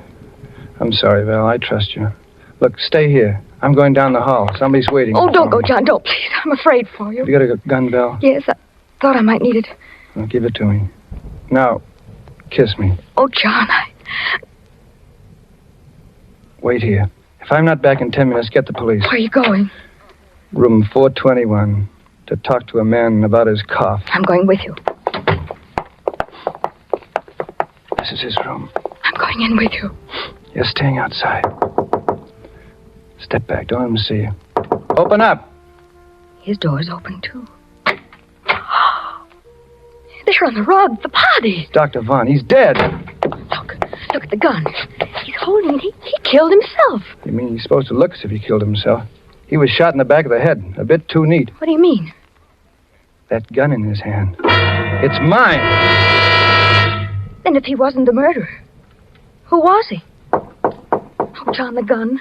They'll think that you... Shh, take it easy. That gun may come in handy. Come in. Well. Oh, Brian, look here. What? This gun's mine. It's a plot to frame me. What? That's not your killer, Guthrie. That's Hilary Lawrence of Scotland Yard, assigned to this case because his government, like ours, is keenly interested in your invention. I should have listened to you before, Guthrie. You know about it then? I checked. Called FBI office in Boston. Talked to Porter. Yes, your Dr. Vaughan was Hilary Lawrence of Scotland Yard. He was the one you heard in Lockwood's lab the night he was killed. He must have got a little too close in the tail of the real killers. Mr. Garvey was... Well, I really don't know enough to talk. I better shut my big mouth. But I think I know. You know the killer? No, but I have no proof. Without proof, Guthrie, you'll be held for the murder of Lawrence. That's obvious. We've got to get our other evidence before someone finds the body. Yeah. You know, there must be a hideout around here they operate from. There's a cabin about a mile to the left from the top of the ski jump. I saw it one day when I got lost. I've got a funny hunch it might be the place. If we can get there and find something involving them before the hotel people find this body and arrest you, we'll be... Well, what are we waiting for? Come on, let's go. Come on back to my room, Val. See you downstairs in 5 minutes, O'Brien. If we don't find proof, John, what then? Then we get murdered or get held for murder.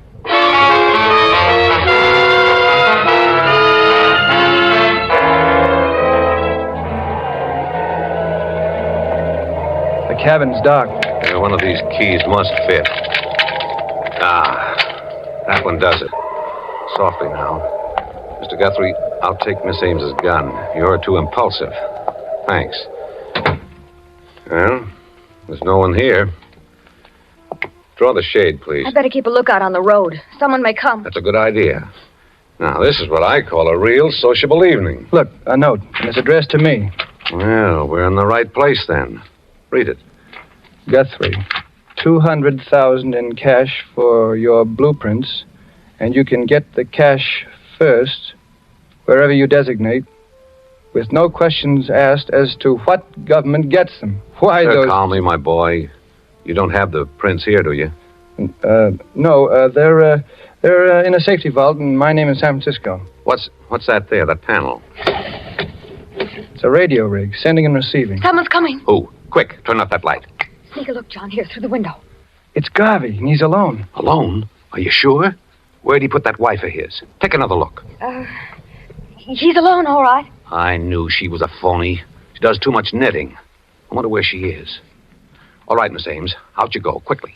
Get to the foot of the road before he does. It's your car, understand? Yes. You're lost, looking for a way back to the Phoenix. Delay him from coming in here. Right. I'll go outside. You search the place, O'Brien, with Val. No, let the girl go. Her best weapon is her charm. Hurry now. Stall him as long as you can. Good luck. Don't worry. I can see them from here. Look at it. Shortwave. Yeah. With this outfit, Garvey could hear Lockwood and me talking over our work. Yeah. Pretty clever operator, I'd say. Can you see Val? Yeah. She's getting near him now. Brave girl, that one. The best. There she is. He's seen her. Let me have a look. See them? Over my finger, between that row of trees. Yeah, she's talking to Garvey now. She'll stall him. Yeah. Hey, come on, O'Brien. Let's start searching his place. Wait a minute. Look, they're coming this way. The two of them. Well, I should have known. Val? Oh, no, it can't be. Sorry, Guthrie, but you're seeing right. The girl's with Garvey. But she loves me. I know it. She's honest. I swear it. They're coming up the path. You stand behind the door. I'll stand up on the balcony and cover them from behind with a gun. You all set, Guthrie? All set. You spring out on them as they close the door, and I'll cover you from here. Val, Garvey, duck. He's got the gun. Above. Oh, my arm. O'Brien! All of you reach. Don't stoop for that gun, Guthrie. Up with your arms. 3 of you are going to join the late Mr. Lockwood. The girl and Mr. Garvey of the FBI who poked his nose in the butt too far. You're out of your mind, O'Brien. What will you get by killing us? I've got the information you want, and if I'm dead, you'll never get it. I'm fighting for my life now, not your invention. With you three out of the way, I've got a chance. A fire in this lovely cabin will do the job nicely. Now get into that closet, all of you. Get started. You're missing one, O'Brien. My wife. I'm not worrying about that, old... Drop your gun, Mr. O'Brien. That point you feel in your back is my knitting needle. Drop it. Remember, it can crack ice, pierce wood, or kill a man. Okay, Mrs. Garvey. Certainly nice to see you again. Nice job, Guthrie. You tipped us off just in time. Sit down, Mother. You look tired. You must be standing behind the kitchen door for an hour. Look here. Just be quiet, Mr. O'Brien. Formerly of the FBI. Kicked out for improper conduct, he was. The service has had its eye on you ever since, my friend. Yeah, you see, you made a slight error, O'Brien, when you said you'd call the porter of the Boston FBI office. The outgoing lines from the hotel have been out of order since 5 o'clock. Oh, your arm, Daddy. Here, let me bandage it. You better get going and have it looked after. Oh, it's bleeding. I think I'm going to faint. Faint ahead, Val. I got a pair of arms that aren't doing a thing.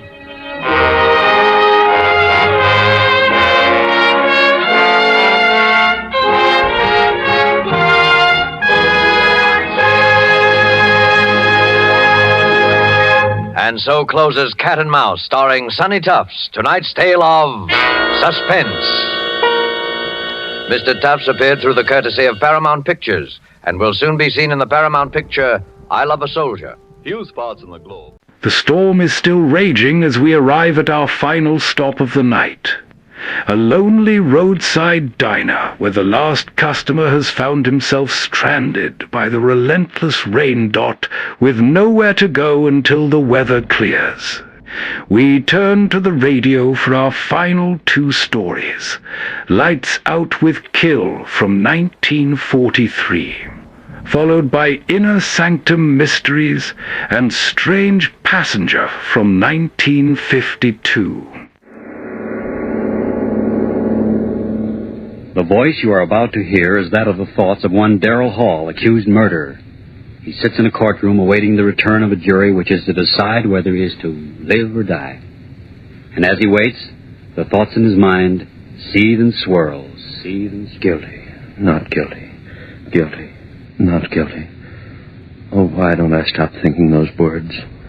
Words those jurymen are saying. He's guilty. He's not guilty. He's guilty. Not guilty. No, Guilty. no, I've not got to guilty. stop thinking of what's going on in that room. The jurymen, I've got to stop thinking of them. I've got to keep my head clear. I've got to figure things out. When did all this start? Yes, I remember. That night Wayne and I were sitting in my room talking about dreams.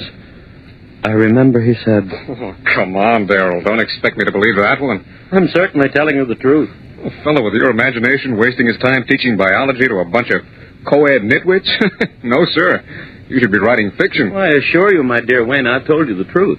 Here. Are you really serious? I am. You actually mean that in all your life you've never had a dream? Never. Not even when you were a child? To my knowledge, I've never had a dream in all my life. Well, how do you like that? I like it very well. I close my eyes, oblivion. And then I wake up. No nightmare hangovers, thank you. No, wait a minute, Darrell. Let me get this straight. You mean you've never even had a dream after, eating a Welsh rarebit at midnight or surrounding a dozen green apples or anything like that? Believe me, Wayne, I've never had a dream of any shape, form, or description in all my life. A dream to me is just a word, something that happens to other people, but never to me. But everyone was a dream. Well, just so happens that my subconscious doesn't work that way. I tell you again, I've never dreamt. Oh, what do you know about that? It's just unbelievable. I tell you, unbelievable. Yes, that's what he said. It was unbelievable. Unbelievable that I'd never dreamt. And then after a while, he went away and left me there. It was early evening, but I remember that somehow, strangely, I was very tired. I sat down in the easy chair. Oh, I was so tired. I closed my eyes. I slept. And then it happened. A strange murmuring in my head. Yes, that's how it started. A murmuring as if in warning. And then in the darkness around me, strange faces lifting and falling. White faces, faces without hope. Their eyes full of horror. Their white bloodless lips pleading wordlessly in a way that made the heart in me cry out in pity. And suddenly I knew I was asleep and dreaming. Yes, dreaming for the first time in my life, and these faces I was seeing were things of a dream. And even as I knew that, the dream was gone. Blackness. And yet I knew that I was still asleep, and in me there was a terrible feeling of foreboding, of a horror to come in that dream. What? How? I didn't know, but I wanted to stop sleeping. I wanted to open my eyes quickly before... And then I saw her. In my dream, I tell you, I saw her moving slowly toward me out of the darkness that was my dream. At first, a white wraith-like thing, and then I saw it was a woman. Yes, the body of a woman, but the face... That face... Gross. Unclean. The thick, bestial brows. The wrinkles of... The lecherous writhings of thin crimson lips that lifted from teeth bright and pointed and flecked with blood. Closer, closer to me, and then she spoke. One word. Kill. Yes, that's what she said, kill.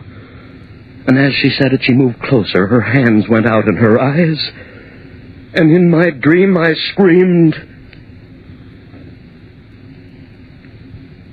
I awoke. I remember just at that second the clock on the mantel began striking. 5, 6, 7. I counted each chime in happiness, since the hearing of it meant that I was awake out of the horror of that dream. When the clock had stopped chiming, I sat there. My one thought was, if that's dreaming, may I never dream again. I heard a sound. What was that? I sat still, afraid to move. And then I laughed. It was my own heart still pounding with fright at what I had seen in my first dream. Oh, why do I sit here thinking of what has been? The jury in there, they've got to hang me, got to hang me. He's guilty, not guilty. No, I mustn't Guilty, think of them. not Better guilty. to keep my thoughts on how it all started. Better to figure things out. Where was I?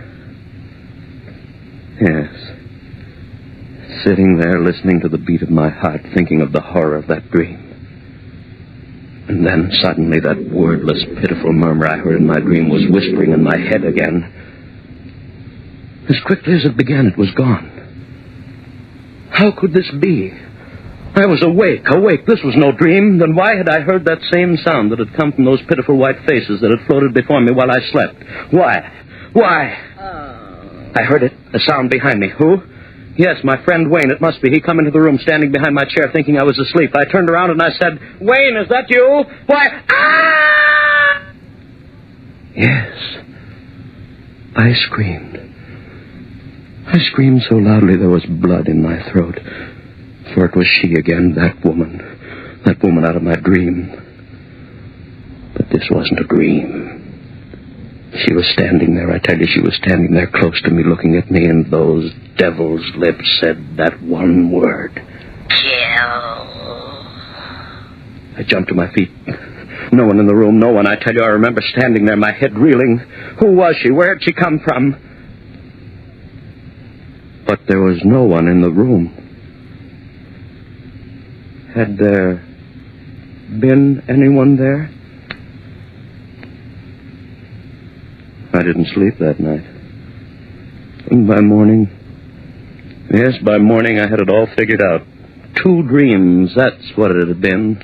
And the second had been more vivid than the first. Yes, of course, I had never dreamed before, and of course my first dream would seem reality. And yet, some measure of uncertainty remained with me. Mary saw it in my face when I had dinner with her that night. I remember she said... Gerald, do you mind if I ask you something? What a question. Of course not. Is there something wrong? You mean with the dinner? Why, you know this is my favorite restaurant. With you, dear. Has something gone wrong at the university? Why do you ask that? The worry in your eyes. Oh? What is it, dear? Oh, nothing important. Changed your mind about loving me? Mary. Oh, then tell me what it is, please. All right. It's really nothing to concern yourself over, just a dream. Dream? Darrell, you dreamt? Yes, last night. Oh, how marvelous. Now you're normal even when you sleep. That's right, isn't it? I'm back to normalcy, am I not? Oh, and here I thought from the expression on your face that it was something really important. Yeah, it's funny, isn't it? And I suppose in your first dream you dreamt of the glorious, seductive woman? Well, didn't you? No, Mary. Oh, so you had a nightmare. If you don't mind, let's not talk about it anymore. Shall we have our dessert now? I suggest the hot green apple pie with cheese and... Gerald, was it as bad as all that? Horrible. Oh, that's cruel. Your very first dream, an unhappy one. Oh, well, I'm sure that if you dream again, you've more interesting times ahead. Oh, Darrell, look at the time. 7:01, and we promised the Armstrongs we'd pick them up at 7:15. Darrell, what is it? Your face. Do you hear it? Hear what? You do hear it, don't you? The voices. Voice. Darrell, what are you talking about? Why, the people in this restaurant are most well behaved. Gone. Just the way it was before. Oh, Darrell, please. If it's a joke, please tell it to me. Darrell, what is it? What are you staring at? What's behind my chair? What's there? Darrell, tell me what? Darrell, the table. Why did you throw over the table? Darrell, what is it? What is it? Why did you scream? Why?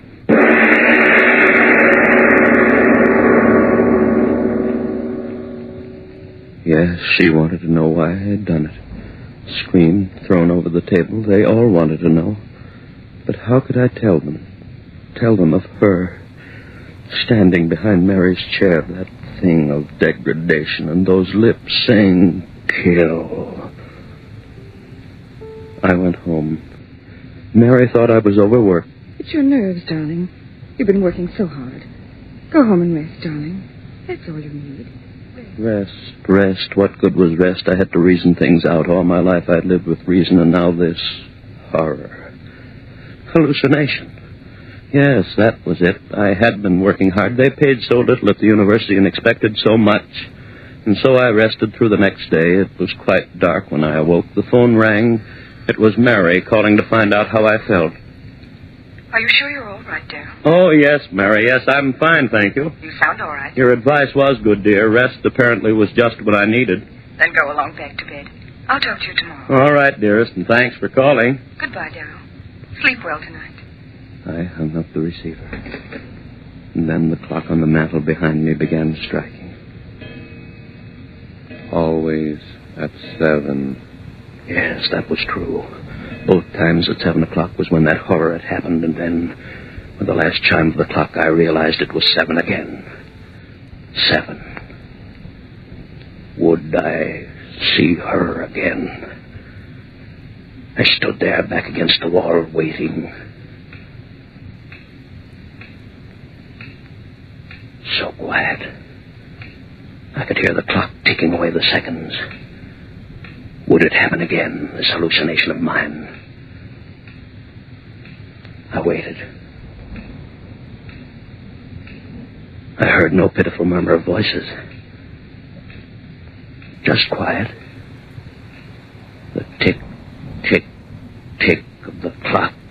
So dark in the room, I could see the shadowy emptiness of a chair near the other wall. And then the chair was no longer empty. There was someone in it, and I said, "Who's there?" There was no answer, and I said, "Answer me, who's there?" No answer. A strange darkness in the room. Deeper and deeper, I could see nothing, and then 2 swirling pools of flame-red light, closer and closer. I stood there, I couldn't move. A rumbling began in my head. Fear, I tell you, fear tearing at my brain. Louder and louder, while those red circles of light came closer and closer. What was it? What was it? What? And then I knew. It was her eyes. Her eyes burning close into mine, into the brain of me, pounding one thought into me. Kill. Why did she say that? Why? Kill whom? Why should I kill? Why should I kill? If I had known then. The jury coming back, the verdict, what? No, not yet.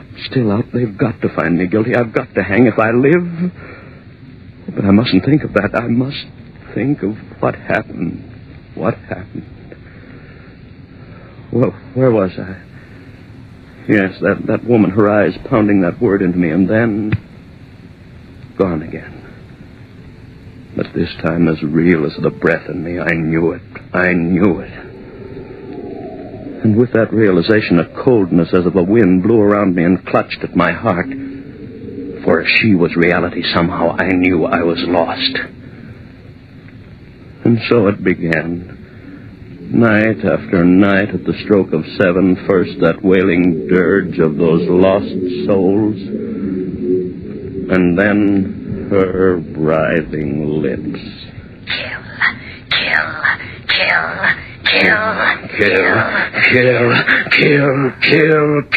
Kill. Those words began pounding in my head so that even when she wasn't there, I heard them. I hid in my rooms. I didn't go out. People would see this madness that had come over me. I went nowhere. And soon I knew they were talking of me, my friends. I tell you, I don't know what's come over Darrell. Hides in his rooms, won't even talk to me. Something is wrong. And Mary. Please, Darrell, you've got to let me see you. Just talking over the phone. Oh, Darrell, what's wrong? What's wrong? And night after night, the horror of... And the greater horror of... Kill. Mary pleaded with me. Darrell, if you love me, please let me see you. Talk to you. Come over to my house tonight, please, Darrell. Perhaps I can help you. Please, darling. Please. I didn't want to go, but I went. That night, perhaps she could help. Yes, help me understand the madness of those wailing voices and drifting white faces. Understand the horror of that woman and that maddening word. Mary, so understanding, so gentle, she could help me. Clear my head of the madness.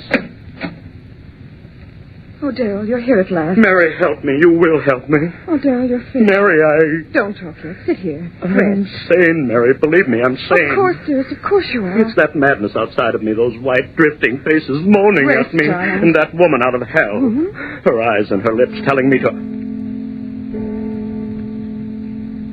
The time? What time is it? Why, 7. Darrell, what is it? I didn't know. I lost track. I've got to get out of here. Darrell, wait. Don't go. Don't. Too late. Darrell, what is it? You hear them, don't you, Mary? I'll call a doctor. Listen to them. Their voices are so loud tonight. Listen, Mary. Listen, Oh, listen. don't. You hear them. There's You no one must here. hear them. What are they saying? Louder and louder, trying to tell me something. What are you saying out there? What are you telling me? Darrell, stop. They're gone. Faces, voices gone. Now she'll be here. Oh, Darrell, please. You're frightening me. You hear her, Mary? You hear her? No. No, Louder, Daryl, louder. please. I can't see her, but I hear her. Where is she? Thing out of hell. Go back, I tell you, back. Louder and louder. Make her stop, Mary. Make her stop pounding in my head. Stop it. She never knew what he wanted me. Stop it. Stop it. I can't stand it anymore. Yes, go away and I'll kill. No. My neck. Don't kill me. Daryl. No. Kill.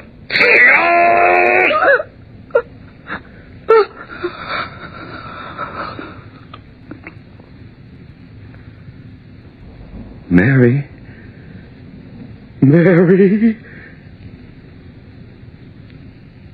Yes, I had killed her. My sweet, gentle little Mary killed her with my own hands. I opened my hands. She fell to the floor. I went out into the street. People all around me, hurrying. I was in no hurry. What that woman had wanted, I had done. I had killed. I walked all night, it didn't matter where, and in the morning I found myself on the campus of the school before the very building in which a class was waiting for my lecture. I went in. I walked up on the platform and looked down into their faces, and I said to them, Ladies and gentlemen, my lecture for today will be on the subject of the indeterminate factor and the evolutionary... I stopped, a murmur in the air, those voices again. But it was broad daylight. I had never heard those voices in daylight before. What did they want? What were they saying? There was a strangeness in their pitiful voices, yes, like a dirge. A dirge of tears and sorrow for someone, for me. Yes, for me. And then her voice. Laughing, triumphant, and then I understood. For the first time I understood everything. She had triumphed over me. That was why those lost souls were wailing a dirge over me. I was hers. Hers forever. I turned and ran out of there like a madman. Ran, and as I ran, those voices of the damned were talking to me. You are doomed as we are doomed. As all who murder are doomed. We listened to her and murdered. Now you are one of us. No peace for those who murder, no rest through all eternity. No rest for those who murder. Through all eternity. I covered my ears with my hands as I ran. No use. I heard them. Only one hope for you, man. One hope. Expiate your crime. On the gallows. Pay for what you have done. Die on the gallows, and you shall have rest. One hope, man. One hope. So that was it. If I paid society for my crime, she would fail. I would be free of her, that thing, that essence of evil, that siren who called men to murder her so that their souls would be slaves to her for all eternity. Yes, I would pay for my crime. I ran on back to Mary's house. Yes, I would pay, and gladly with my life to have peace and the rest of oblivion. I went back into the house. Yes, Mary was still there. Cold. I lifted her. Those same hands that had crushed the life out of her lifted her and carried her out into the sun. My eyes were so filled with tears that I could hardly see where I walked. People began milling around me. Hey, look at that guy. He's got a woman in his arms. Where's he carrying her? Hey, she must have fainted. No, look. She's dead. Hey, who killed her? Hey, who killed her, mister? Who killed her? I did. I killed her with my own hands. I killed her, and please, I want to die for that. And then the trial. My friends, they wanted to save me. Clever attorneys, insanity commissions, and twists of the laws. But I wanted to die. I tell you, I had to die. If they set me free, if I lived and died as most men die, whose death they call a natural one, then she would have me. No, I want to hang by the neck until dead. I want that noose around my neck, the trap beneath my feet. The jailer pulls the switch. My feet dancing in air, the noose murdering me the way my hands committed murder. Oblivion. And I'd be free of that horror with the writhing lips and the blood-stained teeth. The jury, they're coming in guilty. They've got to find me guilty. Guilty, find me guilty. We, the jury, find the defendant guilty of murder in the first degree. Guilty! You hear that? You sing the devil guilty! And they'll hang me by the neck until dead, and I'll be free of you. I'll have my peace.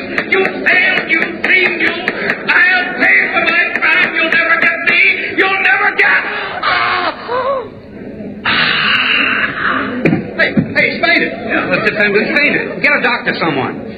ambulance. Call an ambulance. It's no use. This man is dead. Heart attack. Holy. Would you take a look at his face? As if he was looking at the devil himself.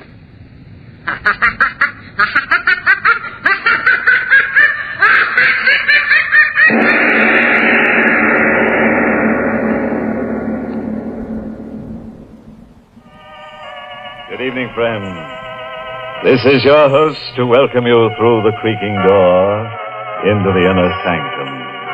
Come in. Say, how about joining our Shriek of the Month Club? We're offering free a shroud-bound copy of Die Alone and Like It. It's about an unsuccessful authoress who dies of marital illness. Yes, her husband got sick of her. However, he was thoughtful enough to bury his novelist wife in the basement.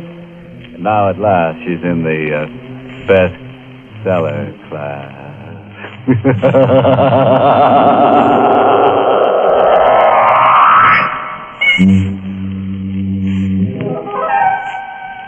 And now for tonight's gruesome little item. Oh, you better not disturb that fellow in the corner. He's our ghost of honor tonight. Poor guy. He died last night for lack of sleep. Now he's in for a wake. Meet John Thompson, age 29, driving a blue coupe across the George Washington Bridge, heading west. It's kind of a close night. Heat lightning is dancing up in the sky when I come down off the bridge into Jersey. Running a mobile gas station isn't bad when things are breaking right. But the way things are, I figure I'll do better out west. I hit the highway and let her out a bit.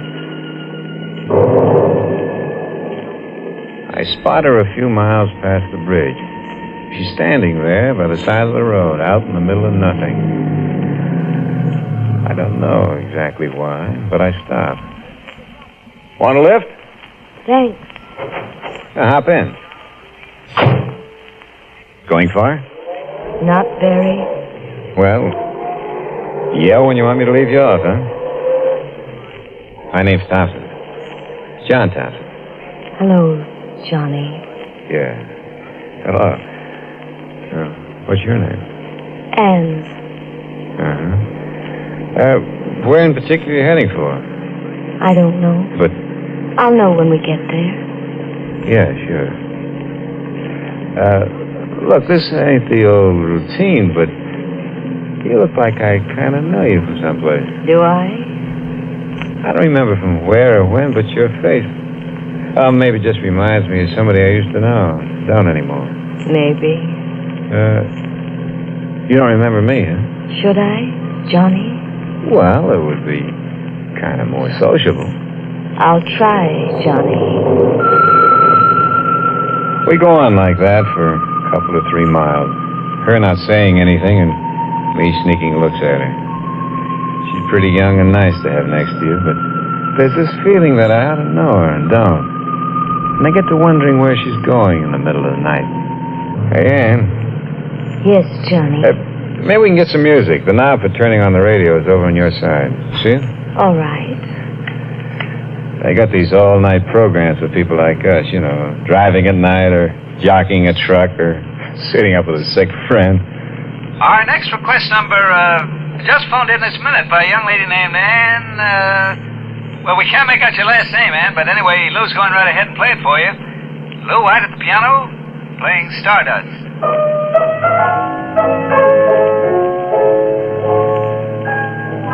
He plays a nice piano, huh? Very nice. Kind of funny, a girl with the same name as yours just phoning in to the show and we started listening to it. I mean, with the same first name. Is it? Yeah, well, I guess it's a coincidence. I like Stardust. Maybe you better try another station. Why? I like Stardust. Yeah, but get another station. I'm happy with this one. Get another station or turn the set off. I don't care which. Do what I'm telling you. Why? Don't ask me why. I can't take that music. It bothers me. Now, will you please? No. I said, will you please turn it off? No. Look, it's my car. It's my radio. I want you to... Oh, never mind. I'll turn it off myself. Better watch the road. You might have an accident. I'll turn it off myself. And I'll let go of my hand. No, I don't want you to turn it off. Let go. I gotta keep my other hand on the wheel. I won't let go. I want you to listen to Stardust. I like it. But I don't. I'm warning you. Very pretty. All right. This is what you wanted. You're choking me. I told you to turn it off. You let go of the wheel. You wouldn't listen to me. No. No, it's too late. Ann!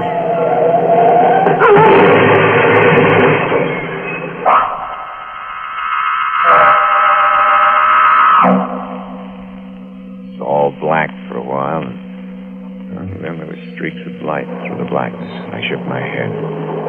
I was conscious again. I'd slid forward under the wheel, and the car hit the tree. Pulled myself up, got out of the car. Look, it wasn't damaged bad. The bumper had taken most of the shock when we hit. One fender was crumpled. Then I remembered. Ann. She was dead, I knew. I felt her neck give before we crashed. I swallowed hard for a couple of seconds and went back to the car. Looked in. She wasn't there. She wasn't anywhere near the car. She hadn't been thrown clear. She must be dead. Still, she wasn't there, not anywhere. I drove away. Fast.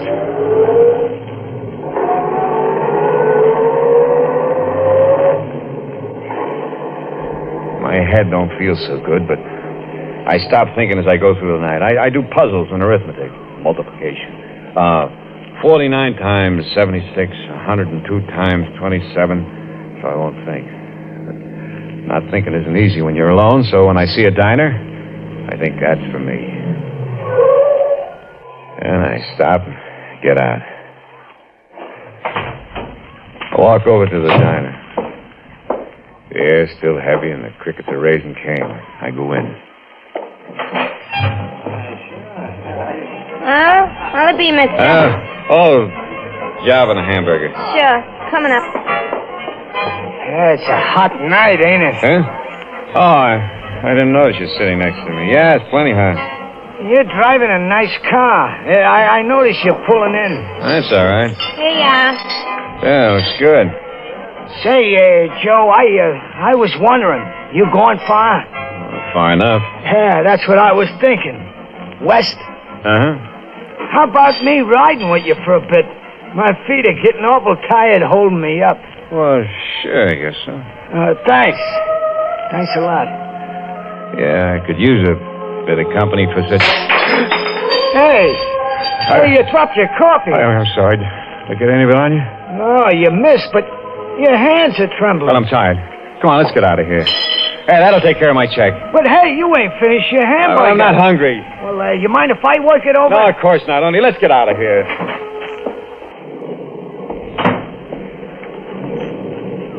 Sure is a dark night, huh? Hurry up, will you?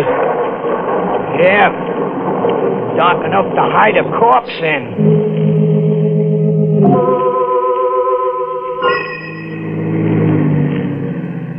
So, what did you mean back there by dark enough to hide a corpse in? Nothing. Just an expression. Why? It seemed like a funny thing to say. I don't think so.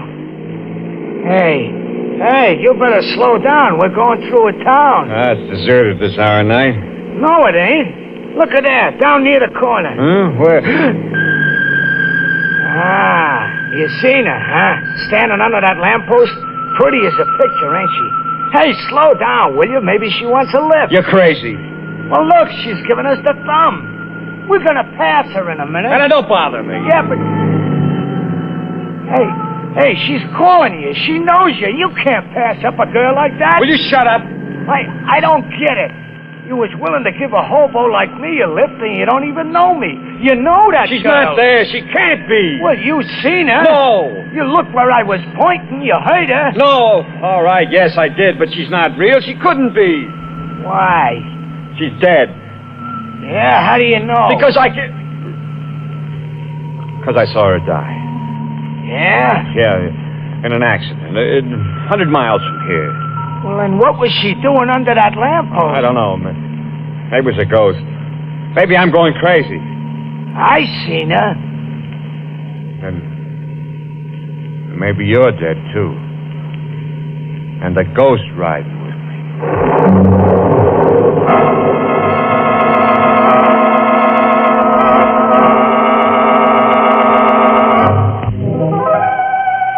Well, well. Look at you.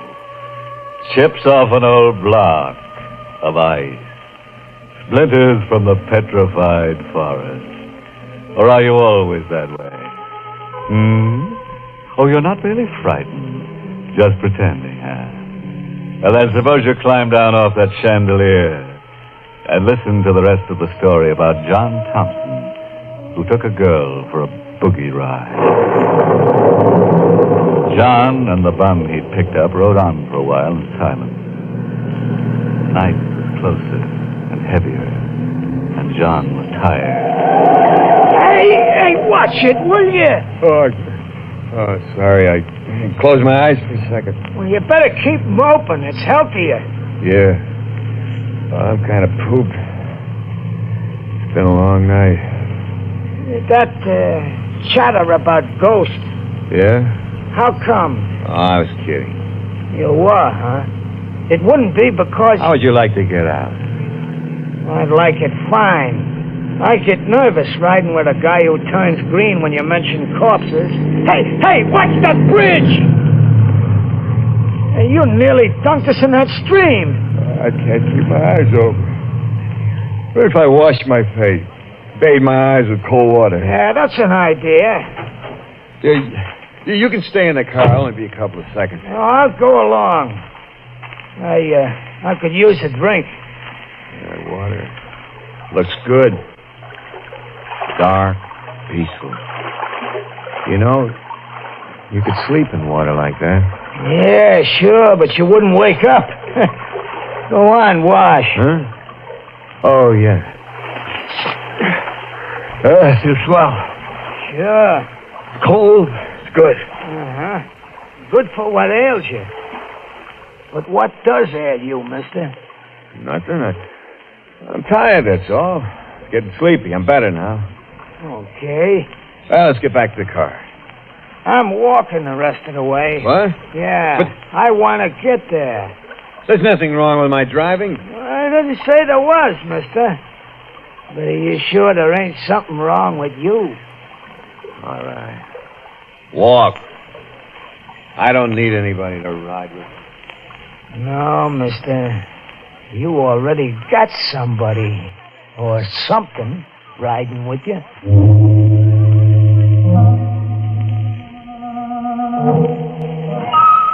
So I walked back to the car. Get in. And don't pay no attention, the old bum said. Nothing wrong with me. Nothing. Start the car and drive off. Down the highway into the darkness. It's a long night. Maybe the longest night I ever lived. But it's only night someplace, west of New York, and that's all. The storm hanging overhead, never breaking. That's all. Hello, Johnny. It's her. Sitting right next to me. When she saw me looking at her, she smiled. Hello, Johnny. Oh. I didn't expect to see you again. No, Johnny? Oh, I left you so far behind. Not so far behind. Yeah, but I guess you must have got a lift on some other car, faster car than mine, huh? That's how you got ahead of me. Way ahead of you, Johnny. Yeah, that's the way it works. Sure. You're all right, though. I'm all right. Very all right. Oh, I'm glad to hear that. I mean, funny, ain't it? The rain's still holding off, you know. You're not going to sworn it had poured hours ago? Why are you talking so much, Johnny? Because I'm afraid, Anne.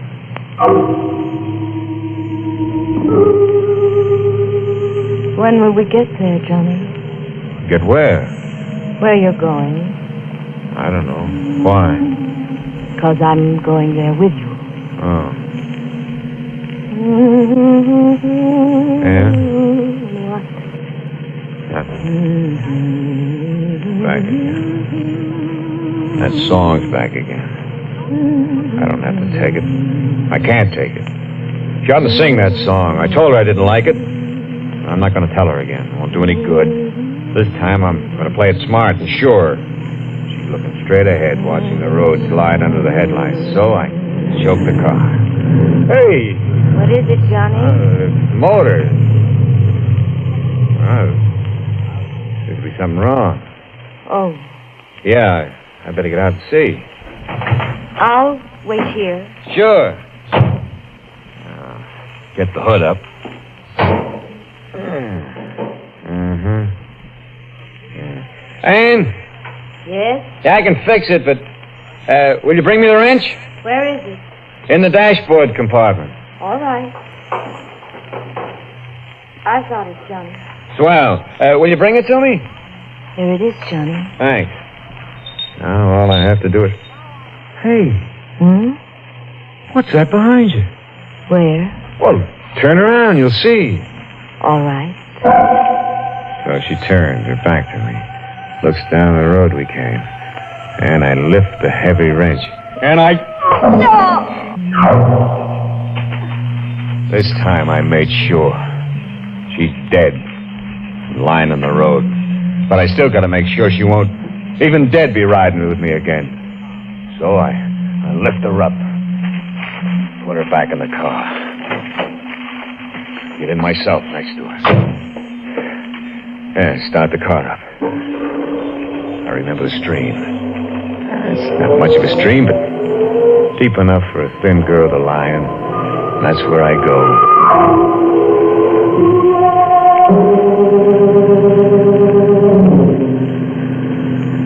It don't take long to get back to the stream and the bridge over, which is where I stop. Nobody around. Only the darkness and the water flowing underneath, where Anne is going to lie. But before I let her go, I dig out my tools. Tire iron, wrenches, a jack, heavy stuff. Tie them to her, so she'll lie quiet under the water. When I get done. She's heavy now. Heavier than she ever was before. But I lift her over the rail and hold her for a second in my arms, and then I let her go. She drops quick and not awful loud into the water. Drops to the bottom of the stream, where maybe it'll be soft and cool for her. And well, I gotta get away from here fast. Fast!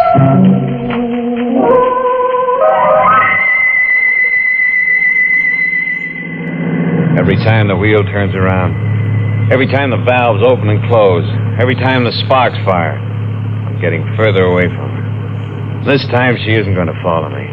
This time she's deep under the water with irons tied to her and her head bashed in. I'd never turn around again and find her sitting next to me. I'd never hear her calling Johnny again. I'd never see her eyes or her thin body again. Clouds are pressing down now. No more moon. Thunder's purring closer like a big cat. I don't care. I'm through with her forever now. I'm so happy I could sing.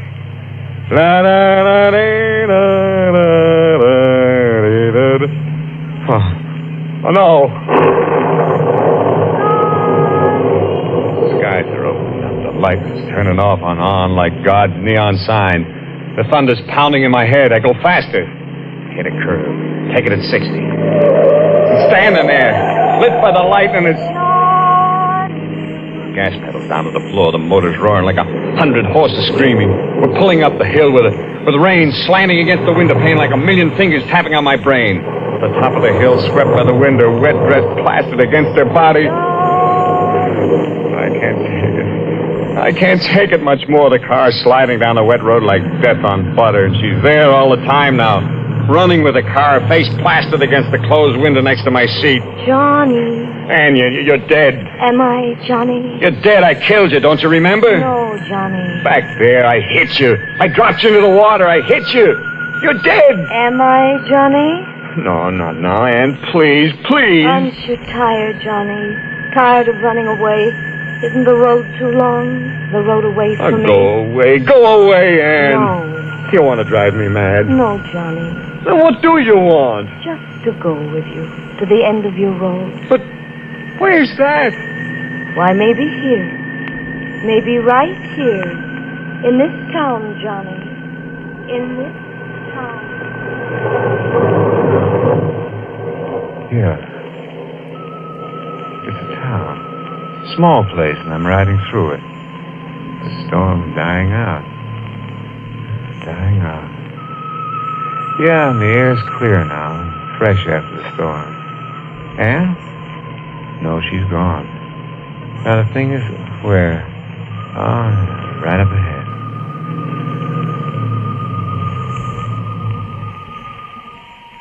Sure.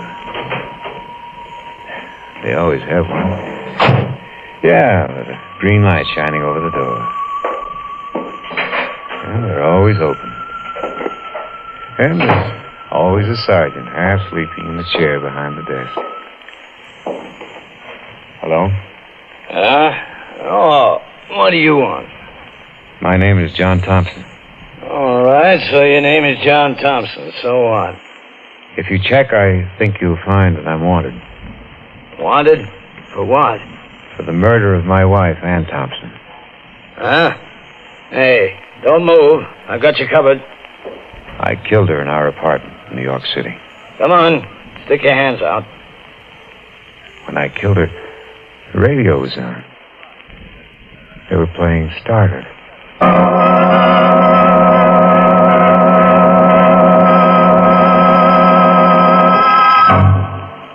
How'd you like our new arrangement of Stardust?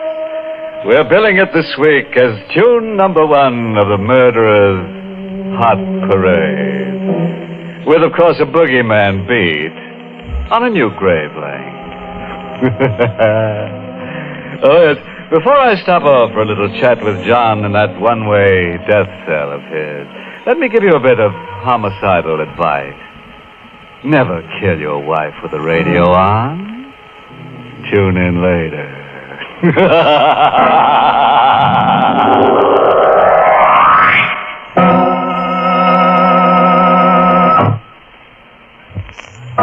Well, friends, it's time once again to close that creaking door. Until next week at the same time, when we'll be back with a... And with those final voices fading from the radio, our long and stormy night is finally coming to an end. Outside the diner windows, the rain is still falling. The highway remains lost beneath the darkness. And for now, there's no reason to leave. Sometimes the safest thing to do is simply stay where you are, order another cup of coffee, and wait for morning. Tonight we found ourselves stranded in 3 very different places, but that old radio was always there to keep us company. I hope you enjoyed this Stranded for the Night format and our 6 spooky stories along the way. If you'd like to spend another stormy night like this together, let me know in the comments and tell me where you think we should get stranded next time. If you enjoyed tonight's broadcast, consider subscribing to Radiowave Nostalgia. And if you'd like to support these long journeys into radio's past, you can also consider becoming a member of the channel. Until the storm passes, stay right here, listen to the rain, and let your eyes get heavy. This is Old Pete signing off. Good night, friends. Stay dry, sleep well, and I'll see you on the next broadcast.